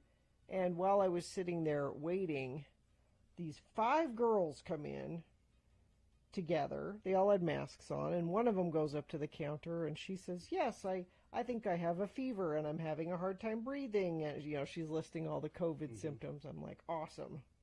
Now I'm in a waiting room with her. But why are these 4 other girls with her? You needed an entourage to and they're not supposed to Instacare? do that. They're supposed to go to the stations outside. Yeah. Well, they were closed. Oh. The stations outside were closed. But why do we need all these people in here? But they took me back, and I said, can you tell what this is that bit me by looking at it? And the doctor said, it's infected now. I can't tell what it was. But we can clean it out for you, give you an antibiotic, and then we're going to test the pus and see what kind of pus it is. Pus test. Pus test. Pus test. And he said, in order to clean it up, we're going to de-roof it. Which is exactly what it sounds like. They cut the top off of it and let it ooze out. And then they gave me a bunch of stuff at home where I am supposed to change the bandages and clean it up. And I don't have to de-roof it. That's already been done. Well, they say you're going to be okay. I mean, yeah, they put me on a pretty strong antibiotic, and he said, we'll get back to you with exactly what, could be a staph infection, it could be MRSA, it could be who knows what. Will they be able to tell you what bit you, do you think? Nope, and that's the frustrating thing. Damn. He said, You know, yeah, that's the big question. I'm looking here. It says de-roof. The definition of de-roof is to remove the top from a building. So That's how big the pustule got. It was the size of a building. No, it also means to remove tissue from a wound. It did look big, and it did look ooey It was gooey. so gross. It was dripping at one point. I thought I saw. Yep. Yeah. Oh, here's the question: if you're taking the antibiotic, can you have wine? Are you saying you there's ask? a chance I can't have wine? Yeah, there's a Of chance course, that, because sometimes they say with some medications. Oh man. That's just those doctors that don't want you to drink. Yeah. I mean, I didn't last night. Well, because I'm taking so much. It's 3 of these antibiotics 3 times a day. And I'm thinking maybe on alcohol that won't taste so hot. I think you better check, yeah. See, now, I don't get what de-roof, but when they say they're going to debride a wound, it's the same thing. Remove unhealthy tissue from a wound. I don't know. I was de-roofed. That's all I know. Ask your doctor or construction worker. Would you like to be debrided or de-roofed? All right.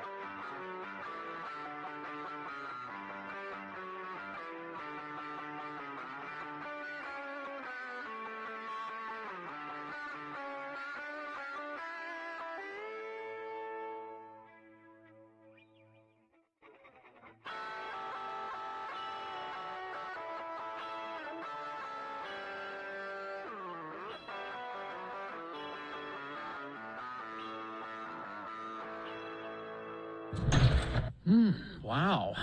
Haven't heard that one in a while. Because on this day? Or yesterday.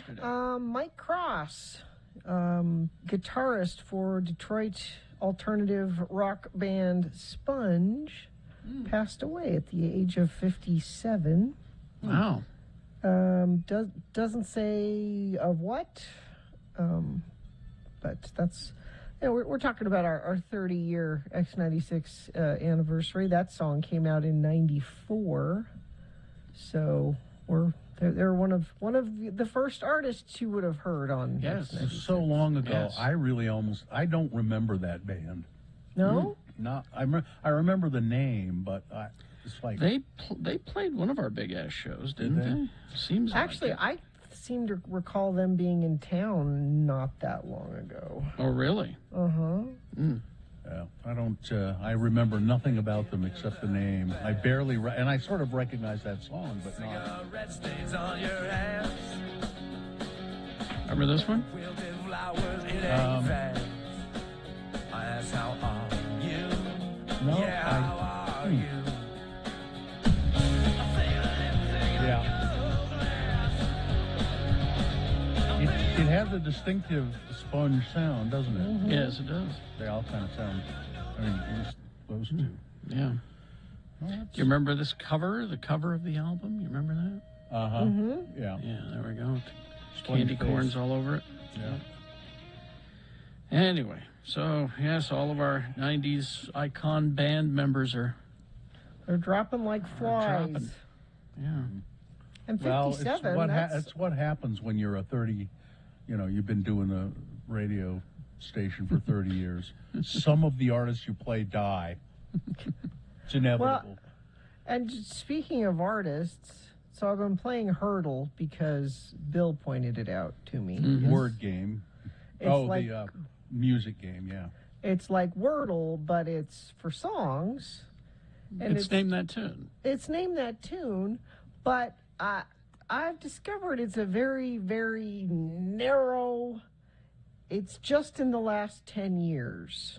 Very narrow.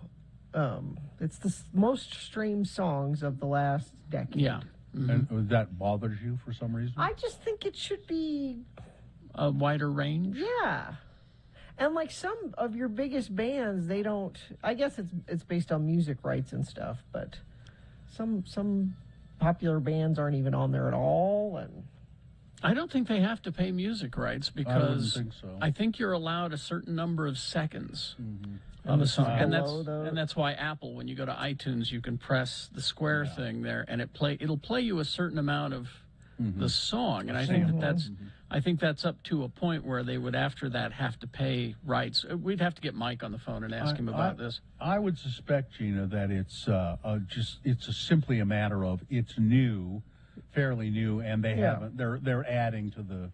Yeah, they should open it way up. Maybe they'll expand the algorithm. Yeah, because and the reason I can tell that these bands aren't on there is you'll type it in as a guess and it doesn't even come up as a possibility. So you're still playing Wordle, aren't you?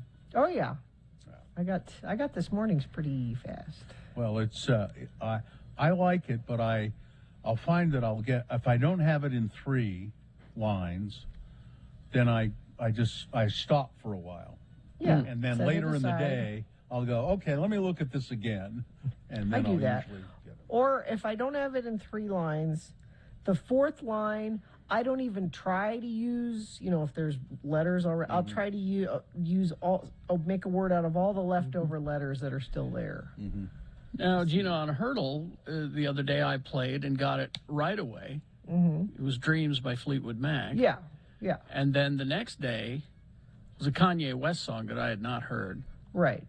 And so I didn't get that one. Right. So, and that's when I stopped playing. That's it? That's it. I'm done. I went, okay, I get it. Beat me. I'm done. And it's See, fine. and that was my problem with it. If you're going to play today, don't listen. I knew I don't need to say who it is. I knew who the artist was today, but I didn't know the name of the song. You have to get both? Yes. Well, it'll bring up a list like, of the artist, we have, here's 5 songs by that artist. And I guessed, and I got it wrong. I had the artist right, but the song wrong. But all right. Okay. Well, coming up, I have a question. You had the wash, rinse, repeat question. Yeah. I've got a question coming up after this. Okay. For the Magic Box. So stand by for that. We'll get right to it.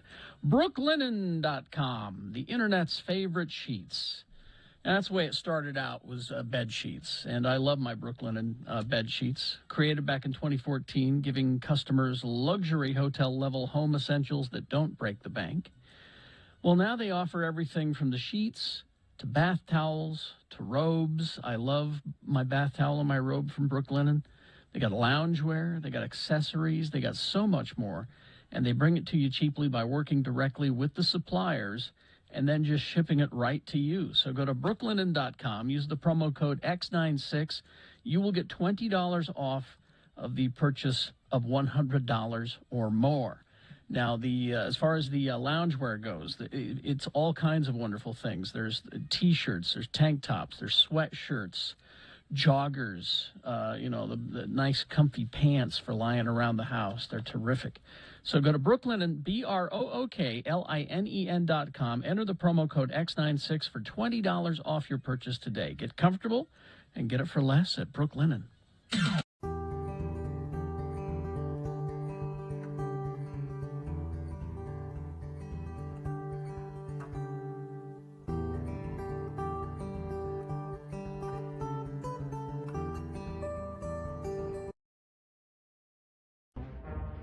It is the 23rd century. Humans have left the lowly confines of planet Earth and have sought their destiny among the stars. While many things have changed, one constant remains: the need for young men to venture forth and do the work of the Lord. This is the tale of two such men who at the age of 19 have answered the call of their general authorities and are embarking on a 2-year mission to spread the gospel throughout the galaxy. This is the story of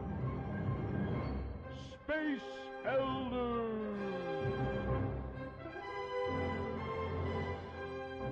Our elders are tracking their way across the cosmos, looking for prospective converts, when suddenly they find themselves aboard the last surviving battlestar, Galactica, where our elders are introduced to Commander Adama.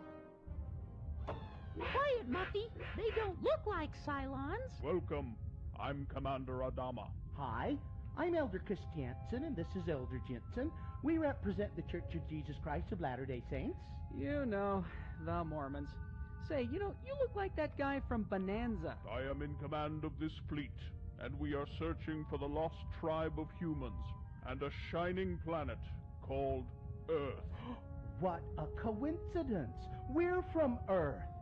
Would this lost tribe you're looking for just happen to go by the name of Nephites? No, I don't think so. What can you tell us of Earth?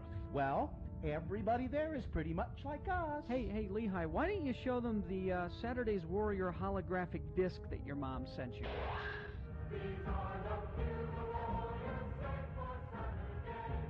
Look, Muffy. They have more teeth than you do. And you say this pretty well represents Earth? Well, yeah, I guess so.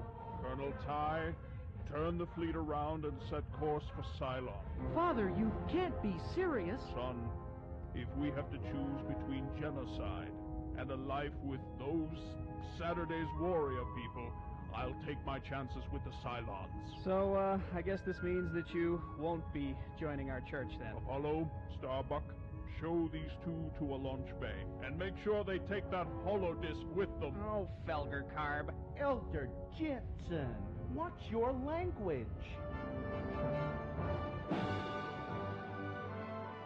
Fleeing the Lex Diazevedo tyranny, the last battlestar, Galactica, sets off for a shining planet called Cylon. Join us next time to hear Elder Jensen say, Hey, do you think that kid knows that his dog is really just a monkey in an orange dog suit? On the next brain-numbing episode of Space Elders!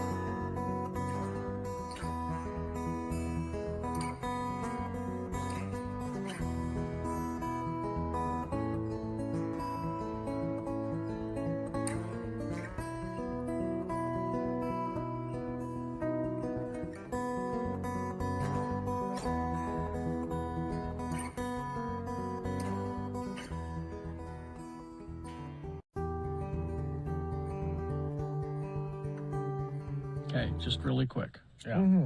You go to x96.com/live, you can see this. Okay. So this is on the shelves at your grocery store there. Okay. Now, what it is it's Betty Crocker Muffin Tops Mix. There's banana chocolate chip, cinnamon, and chocolate chip. Yeah. Now, is this just muffin mix Yes. that they say put on a cookie sheet instead of in a muffin tin, right? I think so. Because That's brilliant. I mean, yeah, I mean, That's brilliant. There can't be anything that different to it, right? It has to be just muffin mix where Yeah, they give you I would- different instructions. Well, go buy some and find out. Yeah. I think you owe it to us to investigate. Why, Gary. it's only $2.58. I don't understand muffins to begin with. You hate a muffin? Don't hate them. I just like. It's breakfast cake. I don't. That's all you yeah, need I to don't- know. I don't. But if I want breakfast cake, I'll have a nice coffee cake or a Danish, or it's I don't want a It's- muffin. A coffee cake is the same as a muffin, just shaped differently. No, it's not at all. Not at all. It's What is entirely different. coffee cake? It's flat.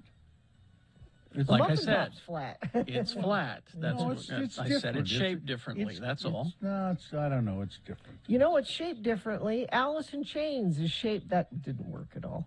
Amen. I have tickets to Alice in Chains to give to a random boner of the day voter coming up. And Well- they're coming to USANA Amphitheater on August 9th. Well, I want to I need to tell you that Steve Jobs' daughter. Okay. Now he was the founder, along with Steve Wozniak, of Apple, and but his daughter, he was not. Steve Jobs was just a humble guy. That's why he named his daughter Eve Jobs. Get it? Did he buy Eve a new car? Because she probably needs one. She should go to Tim Daly. They have new arrivals daily, pre-owned selection of 1,200 used vehicles to choose from. All makes and models. Think forever warranty. Think Tim Daly. Well, I just know you'll be happy to know that she's signed with a big modeling agency. So, congratulations. I see a story like this every day, and I think it's in our prep service that every single day it's cop quits her job to make thousands of dollars a month as an OnlyFans model, or teacher reveals she makes millions of dollars more than she did teaching being an OnlyFans model.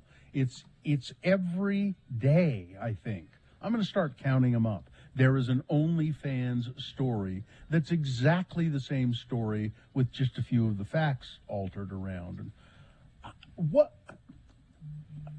Bill, when are you going to why? start your OnlyFans account? That's what I'm getting from this. Is you need to, if you want to make you know what millions I'm of getting from dollars. that question? You'd like me to. No, that's no, what I'm just getting saying, from that question. If you need a raise, it sounds like that's the way to do it. Well, okay, Gina, if you think I'm worth that, why don't I start out with just giving you a little? Nope. Well, then don't do that to me. You just make me feel bad because there's no way I'd make a dime. I'd lose money if I started OnlyFans. You'd owe people money. I'd have to start paying people for them to look at it. Please look at my OnlyFans page. I'll give you $100 if you'll just look once. Let's see what else is going on. Italy is investigating they're trying to find out the owner of an abandoned yacht, or it appears to be kind of abandoned. It's a mysterious $700 million super yacht.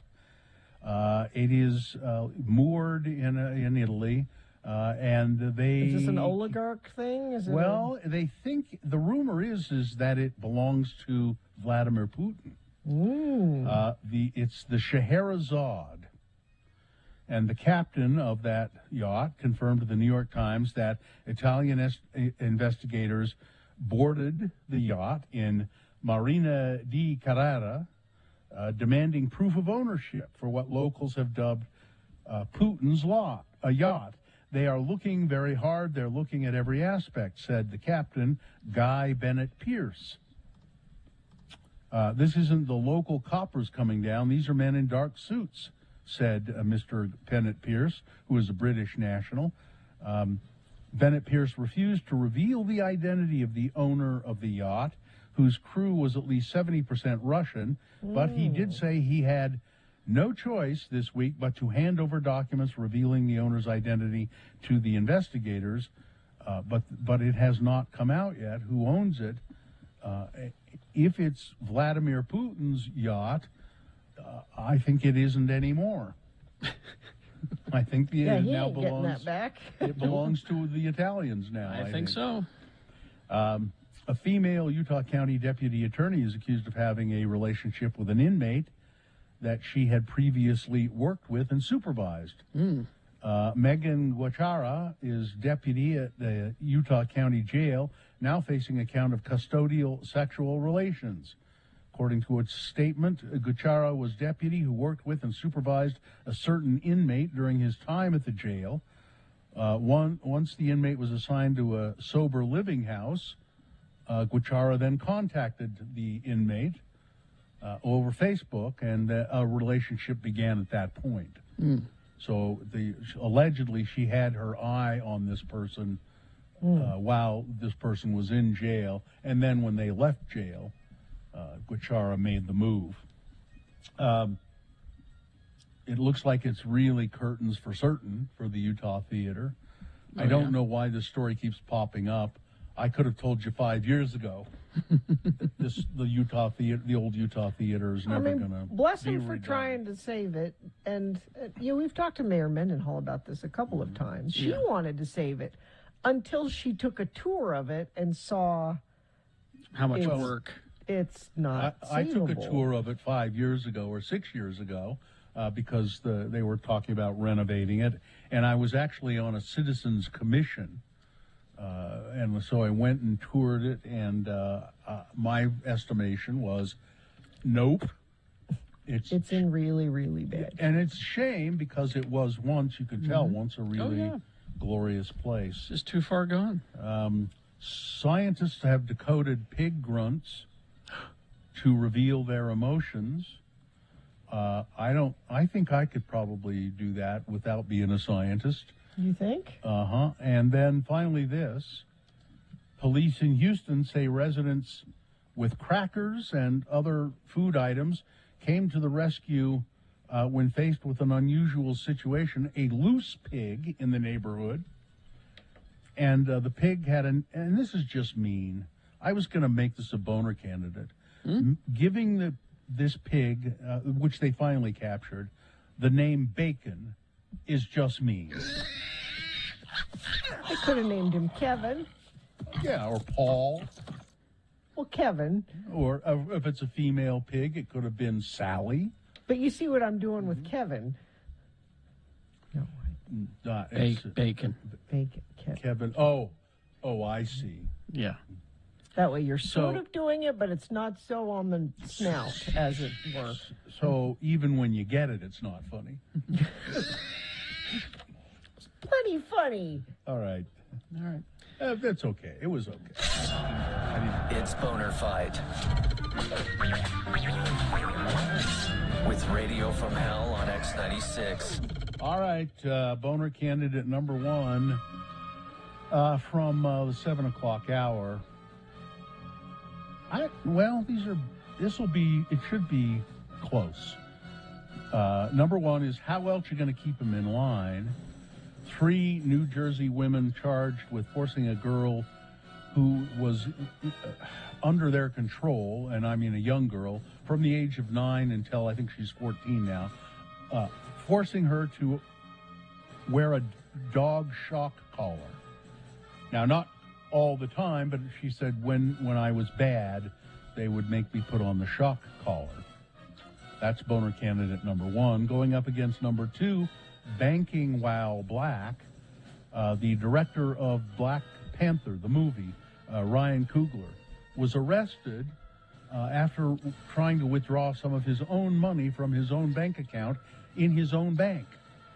And the teller mistook him for a bank robber, because, well, he was black. Well, he handed her a note. A note about that what said what I'd he like to wanted take to this do with the money. money out of my account. So All right. that's number 2. There you go. You've got to decide of these two candidates, which one is the worst. Which one deserves to be boner of the day, 1 or 2? Remember your candidate number, the one that you think should win. Put that single digit in the message of a text and text that to 33986. Easy way to vote. Or you can call the producer's booth, 877-602-9696. Use your voice. Or go online, x96.com. Look for the box that says Boner Fight, March 10, 2022, and vote there. You probably won't see that box right away, so once you get to our website, refresh your internet browser. It should appear, because, well, we just put it up there. So it takes a minute, you know. So there you go. It's Boner of the Day. Let's vote. You have until the end of these messages. Go.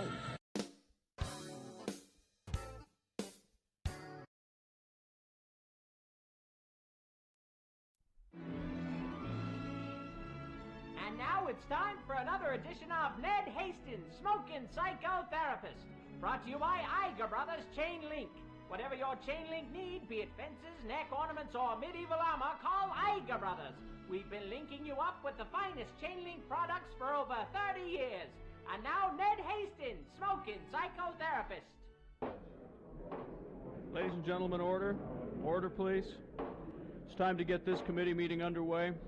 The Utah State Legislature has impaneled this panel to look into Utah's new law prohibiting cigarette smoking in all public places. We'll be hearing from a series of expert witnesses today. The first person to testify is a psychotherapist named Ned Hastings. Sergeant at Arms, could you call Mr. Hastings to the committee room, please? Mr. Hastings, Ned Hastings, please come into the committee room.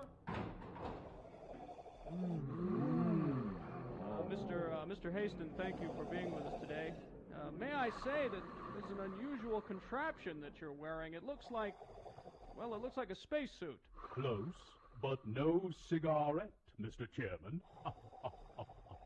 It works on the same principle as a spacesuit, and it was developed by NASA. But this is my patented Ned Hastings smoke suit. The backpack portion recycles fine, rich Turkish tobacco instead of fresh air. The bubble headgear captures every bit of smoke. None escapes into the outer atmosphere, thereby allowing me to roam freely through Utah's smoke-free environment. Well, I'm not sure that this is allowable. You may be breaking a Utah law. Oh, but I'm willing to take that risk for the sake of sweet, sweet tobacco. Mr. Hastings, I'm having a hard time seeing your face through the bubble. Oh, yes. I'm still working on a system to clear the tar and nicotine resins from the inner surface.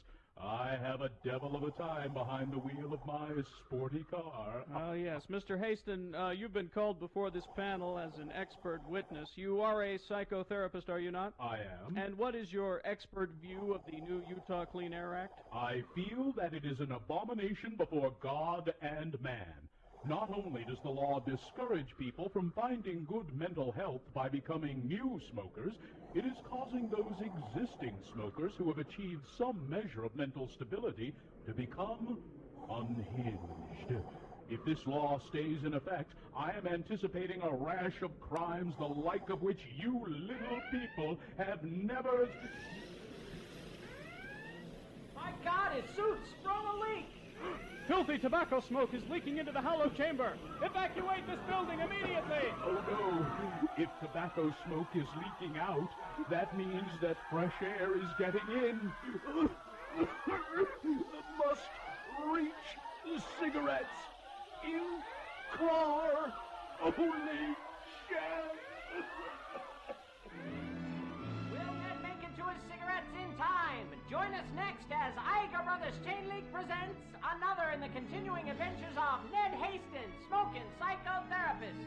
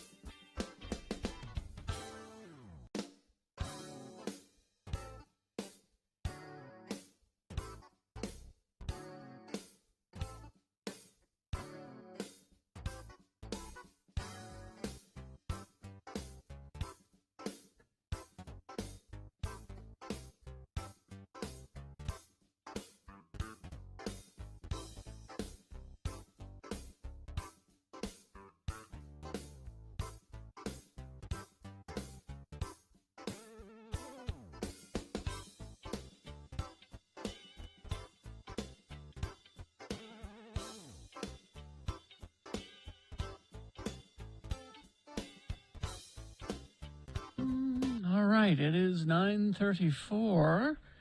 Time to award Boner of the Day. And that's brought to you in part by a seafood chowder with plenty of oyster crackers. And save on skiing at Snow Basin Resort with discounts up to $20 on lift tickets when you buy online. Visit snowbasin.com. Well, it wasn't as close as I thought it would be. It's pretty hard, I would think, to beat Banking Wow Black, to beat number 2, but number 1 did handily. Oh, really? Yeah, how else are you going to keep them in line? Putting a shock collar on a young girl, that easily won Boner of the Day. There you go. That is your Boner of the Day for today. March 10th, 2022. Now qualified to be Boner of the Week. And, of course, that will be decided by Dave the Flower Guy tomorrow at about this time. No voting. He just comes in and tells you who Boner of the Week is. And if you don't like it, you're itching for a fight. That's all I can say. Too bad. So sad. Yeah, put up your dukes. We're a masculine morning show, if ever there was Are one. we? Yeah. Put up your dukes. But we're liberals. You know and what that's makes not- us real masculine? Hmm? You, Gina. You have more testosterone than Carrie and I put together. I had the laser hair I'll bet you were the removal first on my one of us face. to. I'll bet you were the first one of us, the three of us, to grow a mustache. You grew a mustache earlier than Carrie and I ever did. Probably true. I'm not helping with the masculinity quotient because... You know who has one real testicle? Yeah. He's half a man. You make up for it in swagger, though, Carrie. That's what I say. Is that right? Yeah. Okay. KJ, what have you done to your beautiful little scrotum? There you go. I'm going to have to... I'm going to have to shave my beard, I think. Like all the way off? Oh, maybe I'll keep the goatee, but it just doesn't... What happened? I don't know. It just seems like it's... can you see it? It's a little thin on the sides. Yeah, that's what I think, too. I don't know why it is. Didn't used to be. What, it you is just now. woke up this morning and it was, or? No, it's since this is the first time I've grown it in for a long time, and it's just for some reason. I like it when you have a full beard.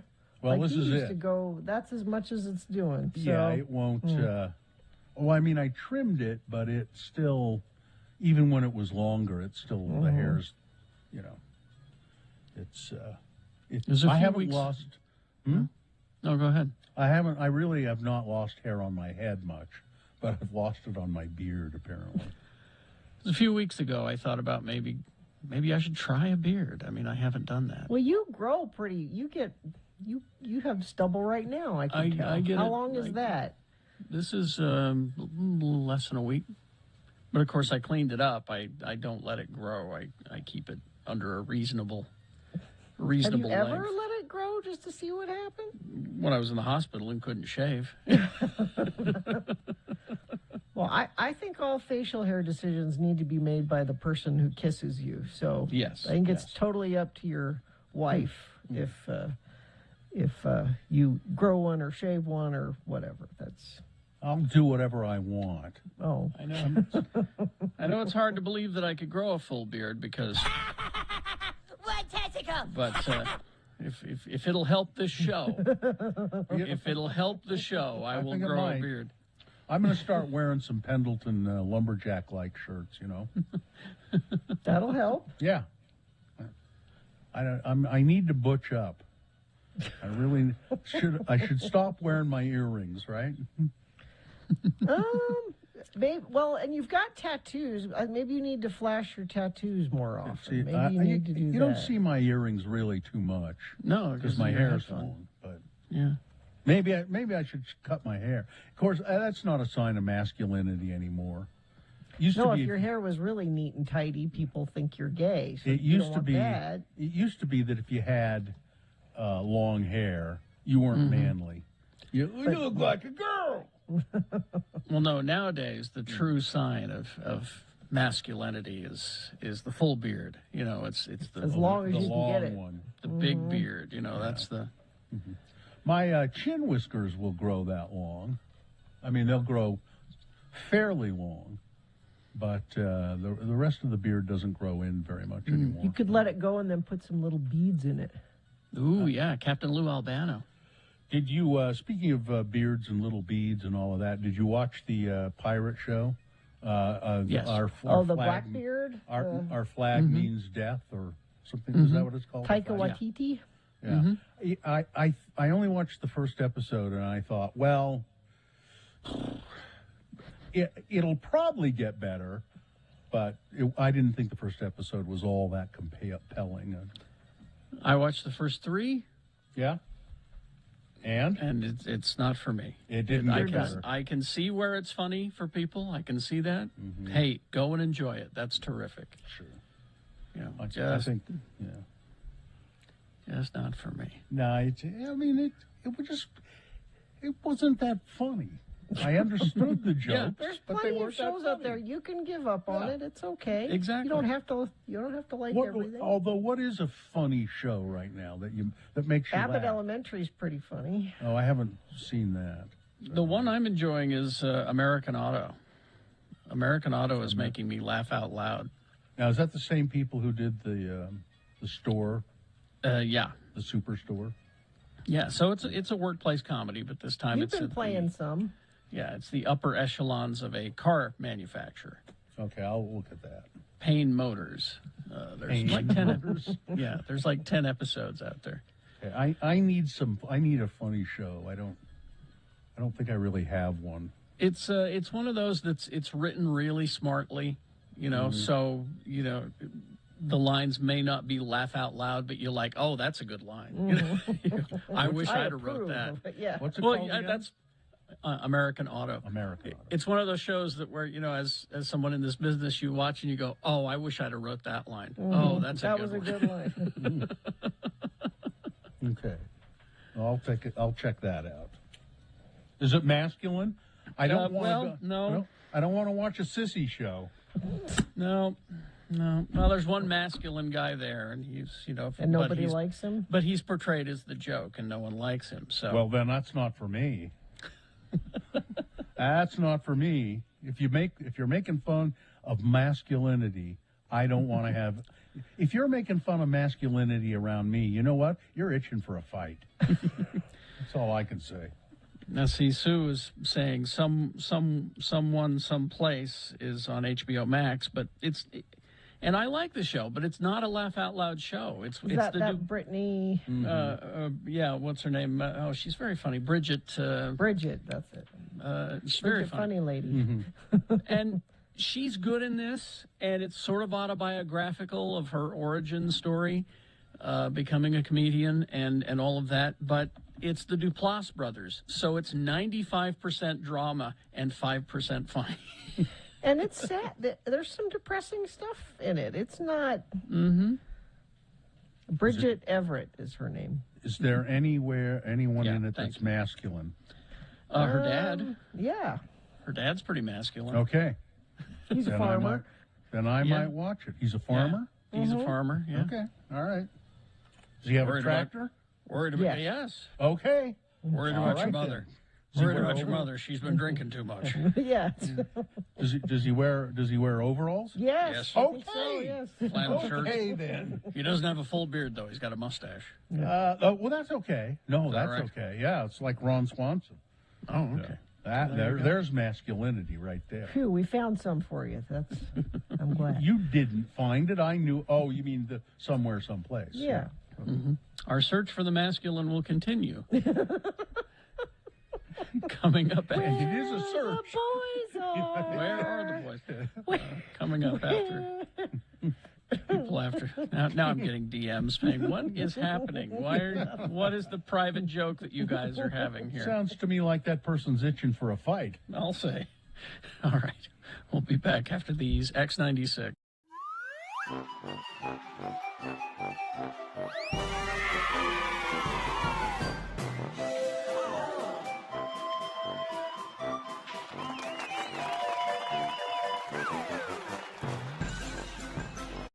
I was reading one of those woman magazines. What are your women magazines? Like your Ms. Your Red Book? No. Ladies' Home Journal? No, like Glamour or Allure or one of those. Mary Claire? And not tongue in cheek. Because a lot of times they have, helpful tips in there on how to, host a cocktail party. Mm-hmm. They had an article about tips on using weed at parties. Using weed at parties. Is it like etiquette? This is weed etiquette. Yeah. Like, is it proper etiquette to bring weed as a hostess gift? Depends on whose party Depends you're on going what- to. But I mean, this is an art. Mhm. They wrote it just like, Yeah. you know, do you bring a bottle of wine to your hostess gift?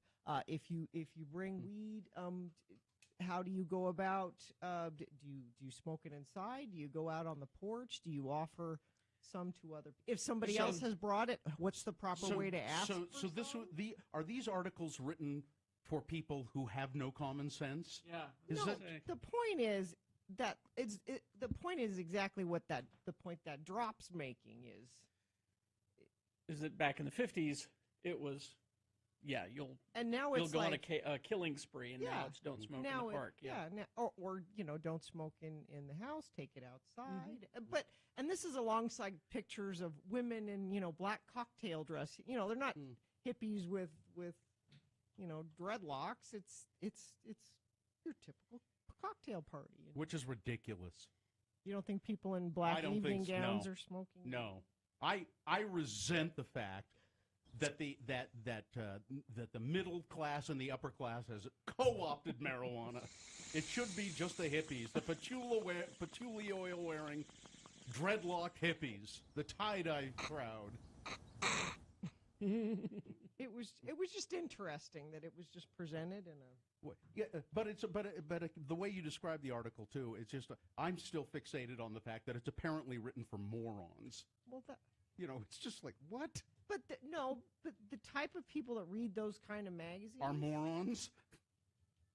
Maybe haven't encountered that before. I don't know. Have not encountered common sense. Well, the point is, the word I will take from you is common. It is now common. That's why it's appearing in magazines. No, I see. I get that. That's an interesting part of it. But if it were about booze, it would also be for idiots. Mm-hmm. It's an article for an idiot. God, they're not. Why does this make you? I just thought it was interesting. It wasn't the New Yorker. It's a dumb woman's magazine. Yeah, I know. It's I get makeup tips out of it. That's what I'm going to that magazine for, not an in-depth article on pot etiquette.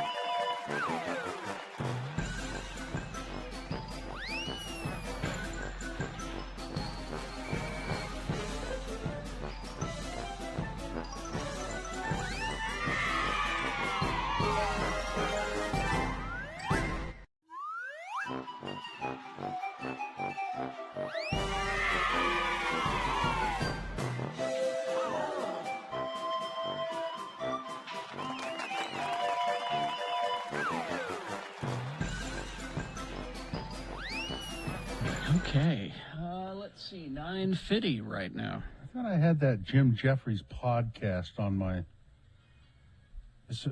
What do you know what it's called? Here's what I know, or something like that. I don't know. He's pretty masculine. It's pretty interesting Yes, too. They bring up a topic, and Jim Jeffries will go off on everything he knows about it, and then they bring in an expert. It's called I Don't Know About That. I don't know about that. Yeah, and then they bring in an expert to say, well, and correct him, but it's very funny sometimes. When he seems mostly drunk. I don't know. He's it's just the way he does his shtick now. He doesn't drink anymore. Oh, doesn't he? He cleaned up, and so now it's just his delivery is to sound that way. Yeah, because well, he used to be drunk when he'd do his shows. I don't know about that. We're going to have him on the show today or tomorrow. Anyway, he's coming to town. We're trying to get him on the show because he's very funny, talented fellow. And he's quite masculine, I would say. Yeah, he's from Australia. Isn't everybody from Australia masculine? Mhm. It's a pretty masculine place. Yeah. I think. Well, except for yes, plays the piano, has red hair, long hair. Yes. I don't. Red hair. Tim Minchin. Tim Minchin. Is he Australian? Yeah, oh, very. Okay, all right. And a brilliant, funny guy. Look up Tim Minchin on YouTube and listen to his song about gingers, about redheads. It's very offensive. You couldn't play it on. You couldn't play it on the. And he's great. He has a full orchestra with him. Mm-hmm. And he's really talented. He had a show that Bill Frost recommended, and I watched all. I can't think of the name of it, but it was like 12 episodes or something like that. Very, very. He's a good actor, and it was well done and funny, and he's married. Yeah, he's a very talented guy. He did the Matilda, I think, for Broadway, among other things. He's worth $6 million. Tim Minchin, you'd like him, Gina. Just look up some of his YouTube or his music and listen to some of his songs. They're very good, very good, and sometimes really obscene. They're fun, vulgar. Let's see. So it's Thursday, which means new episode of Picard. Oh, is that when it drops? I've watched the first episode and it was great. So we got the second episode of Picard today. Okay. So yeah, it's big TV day for me. I got Resident Alien, I got Picard, and I got not Strange New Worlds, but Discovery. Now, does your wife watch all of those with you? Absolutely not. Oh. Nope. I mean, she'll sit through Resident Alien while she's playing her game. The others, not so much. No, especially Discovery, because it's like so deep in the weeds with science, and I've kind of given up on Discovery. I didn't like it. I love it, but I have to have the captions on because, as you know, Star Trek, they do their best to be based in actual science. And so they're trying to explain this anomaly coming at us, and it's like, all the different and so I'm trying to watch and learn, but it's getting really deep in the weeds. I have to have the subtitles on for Picard because he has a British accent. And now I'm enjoying Picard, and this is not disrespectful, but it's like there's a reason that they shot this current season 2 and season 3 at the same time. Oh, is he getting up there? Oh, are you worried about him? He seems fine, but he's every once in a while you'll see him. They'll get him on camera, and he'll be saying something, and you're like, oh. He's old. Oh, Sir Pat Stew. Oh, Patrick Stewart is. Doesn't he have like a young wife or something? Yes, he does. Doesn't that keep him young? It's something. It's not a young wife. It's a something. Yes, he has a very young wife. No, that makes you old. Take my word for it. That ages you quicker. Just take my word for it. It's. Well, keep up. This is what Sir Pat Stew had to say about his current. Buttons are the best. There you go. Yes. That was him talking about his wife. That is it. Buttons are the best. Yeah. He's 81. And he likes the marijuana quite a bit. Yes, she introduced him to the marijuana, and he's become a huge fan. Yes, he likes it a lot. But the Picard series is great because you're bringing back all of these. I mean, Data was in the first season, but in this season we're bringing back 7 of 9 was also in the first season. You're bringing back 7 of 9. You're bringing back Q. Yeah. You're bringing back Guinan. And the Borg Queen is back. Yeah. And so it's that first episode was like a movie. I was so happy with it. It was excellent. Mm-hmm. Let's see. And it was quite masculine, really. So the one thing I didn't like was that they have whoever the captain of the ship is, he has a cigar. Yeah, pretty That's masculine. On the bridge. Now he's not smoking He's just it. chewing on it. Yeah, kind of. Thing is, though, if they had Discovery's technology, which is in the future, you could create a force fieldish kind of thing around the captain's chair, so he could sit and smoke it all he'd like, and then he could beam the smoke away. You know, he's masculine enough. He has a good beard and he's got a deep voice. He doesn't need the cigar. Gina, you'd love him. He's got a hairy chest and he's got an accent. So he'd be your favorite Starfleet captain. I'm telling you. Which captain is he? I'm looking. Oh, I forgot his name. I can't remember his name. So many characters, I can't remember all their names. Even on Discovery, I can't remember all their names. But he's quite masculine, that's for sure. All right. I'll have to look it up on my own time. Oh, too bad. Just look up Picard, Captain Stargazer, Season 2. Captain of the Stargazer. Yeah, because that's the ship that he serves on. It's a Stargazer. All right. Well, okay. All right. I've just about run out of testosterone, and when you run out of that, you're out of fuel. So let's just do the promo. Oh, okay. Let me dig up the promo here, and we'll crawl towards the exits. Ready? Mm-hmm. Coming up on Friday's testosterone-fueled Radio from Hell show. What better way to bring in the weekend than having another drink with Jimmy the Wine Guy at 7:45 a.m. Plus, he's answering your booze questions at 8 a.m. And, of course, there will be more on Friday's Radio from Hell show, X96. Yeah. Let's see what we missed. Oh, what? Tinder is making criminal background checks available on their app. Smart. It'll kill your. You're going to lose a lot of people. You're going to lose a lot of people. Yeah. Let's see. Def Leppard, Netflix. Def Leppard to be featured in the next Netflix movie. Did you watch the Pam and Tommy episode, the final one, Gina? I haven't watched it yet. Have you? No. Okay. Today I'll watch it. Let's see. And then I'll call you and we can talk about it. We can talk about it on the show. 3 things. Penguin series. The Penguin series with Colin Farrell is greenlit. Of course, you know, if you listen to Geek Show, you already knew this. We were way ahead of it. Is that on Disney? That'll be on HBO Max. HBO Max. All right. Okay. I got to go meet the well guy. Can we be done? 4 days trying to get my well fixed. I want to find. You go meet him, but I want to find out if his thumb or his toe is cold. I just want to know if the well digger's. I just want to know if is it his thumb or his toe, one or the other. If they're cold. Would just don't ask him. Just go up when he's facing the different way and just kind of feel touch. it. Yeah, just feel his. I'm not touching the well guy. And if he turns around and goes, "Hey," you just go, "Hey, just checking. I had a theory. I was just checking." Cold as a well digger's thumb. All right.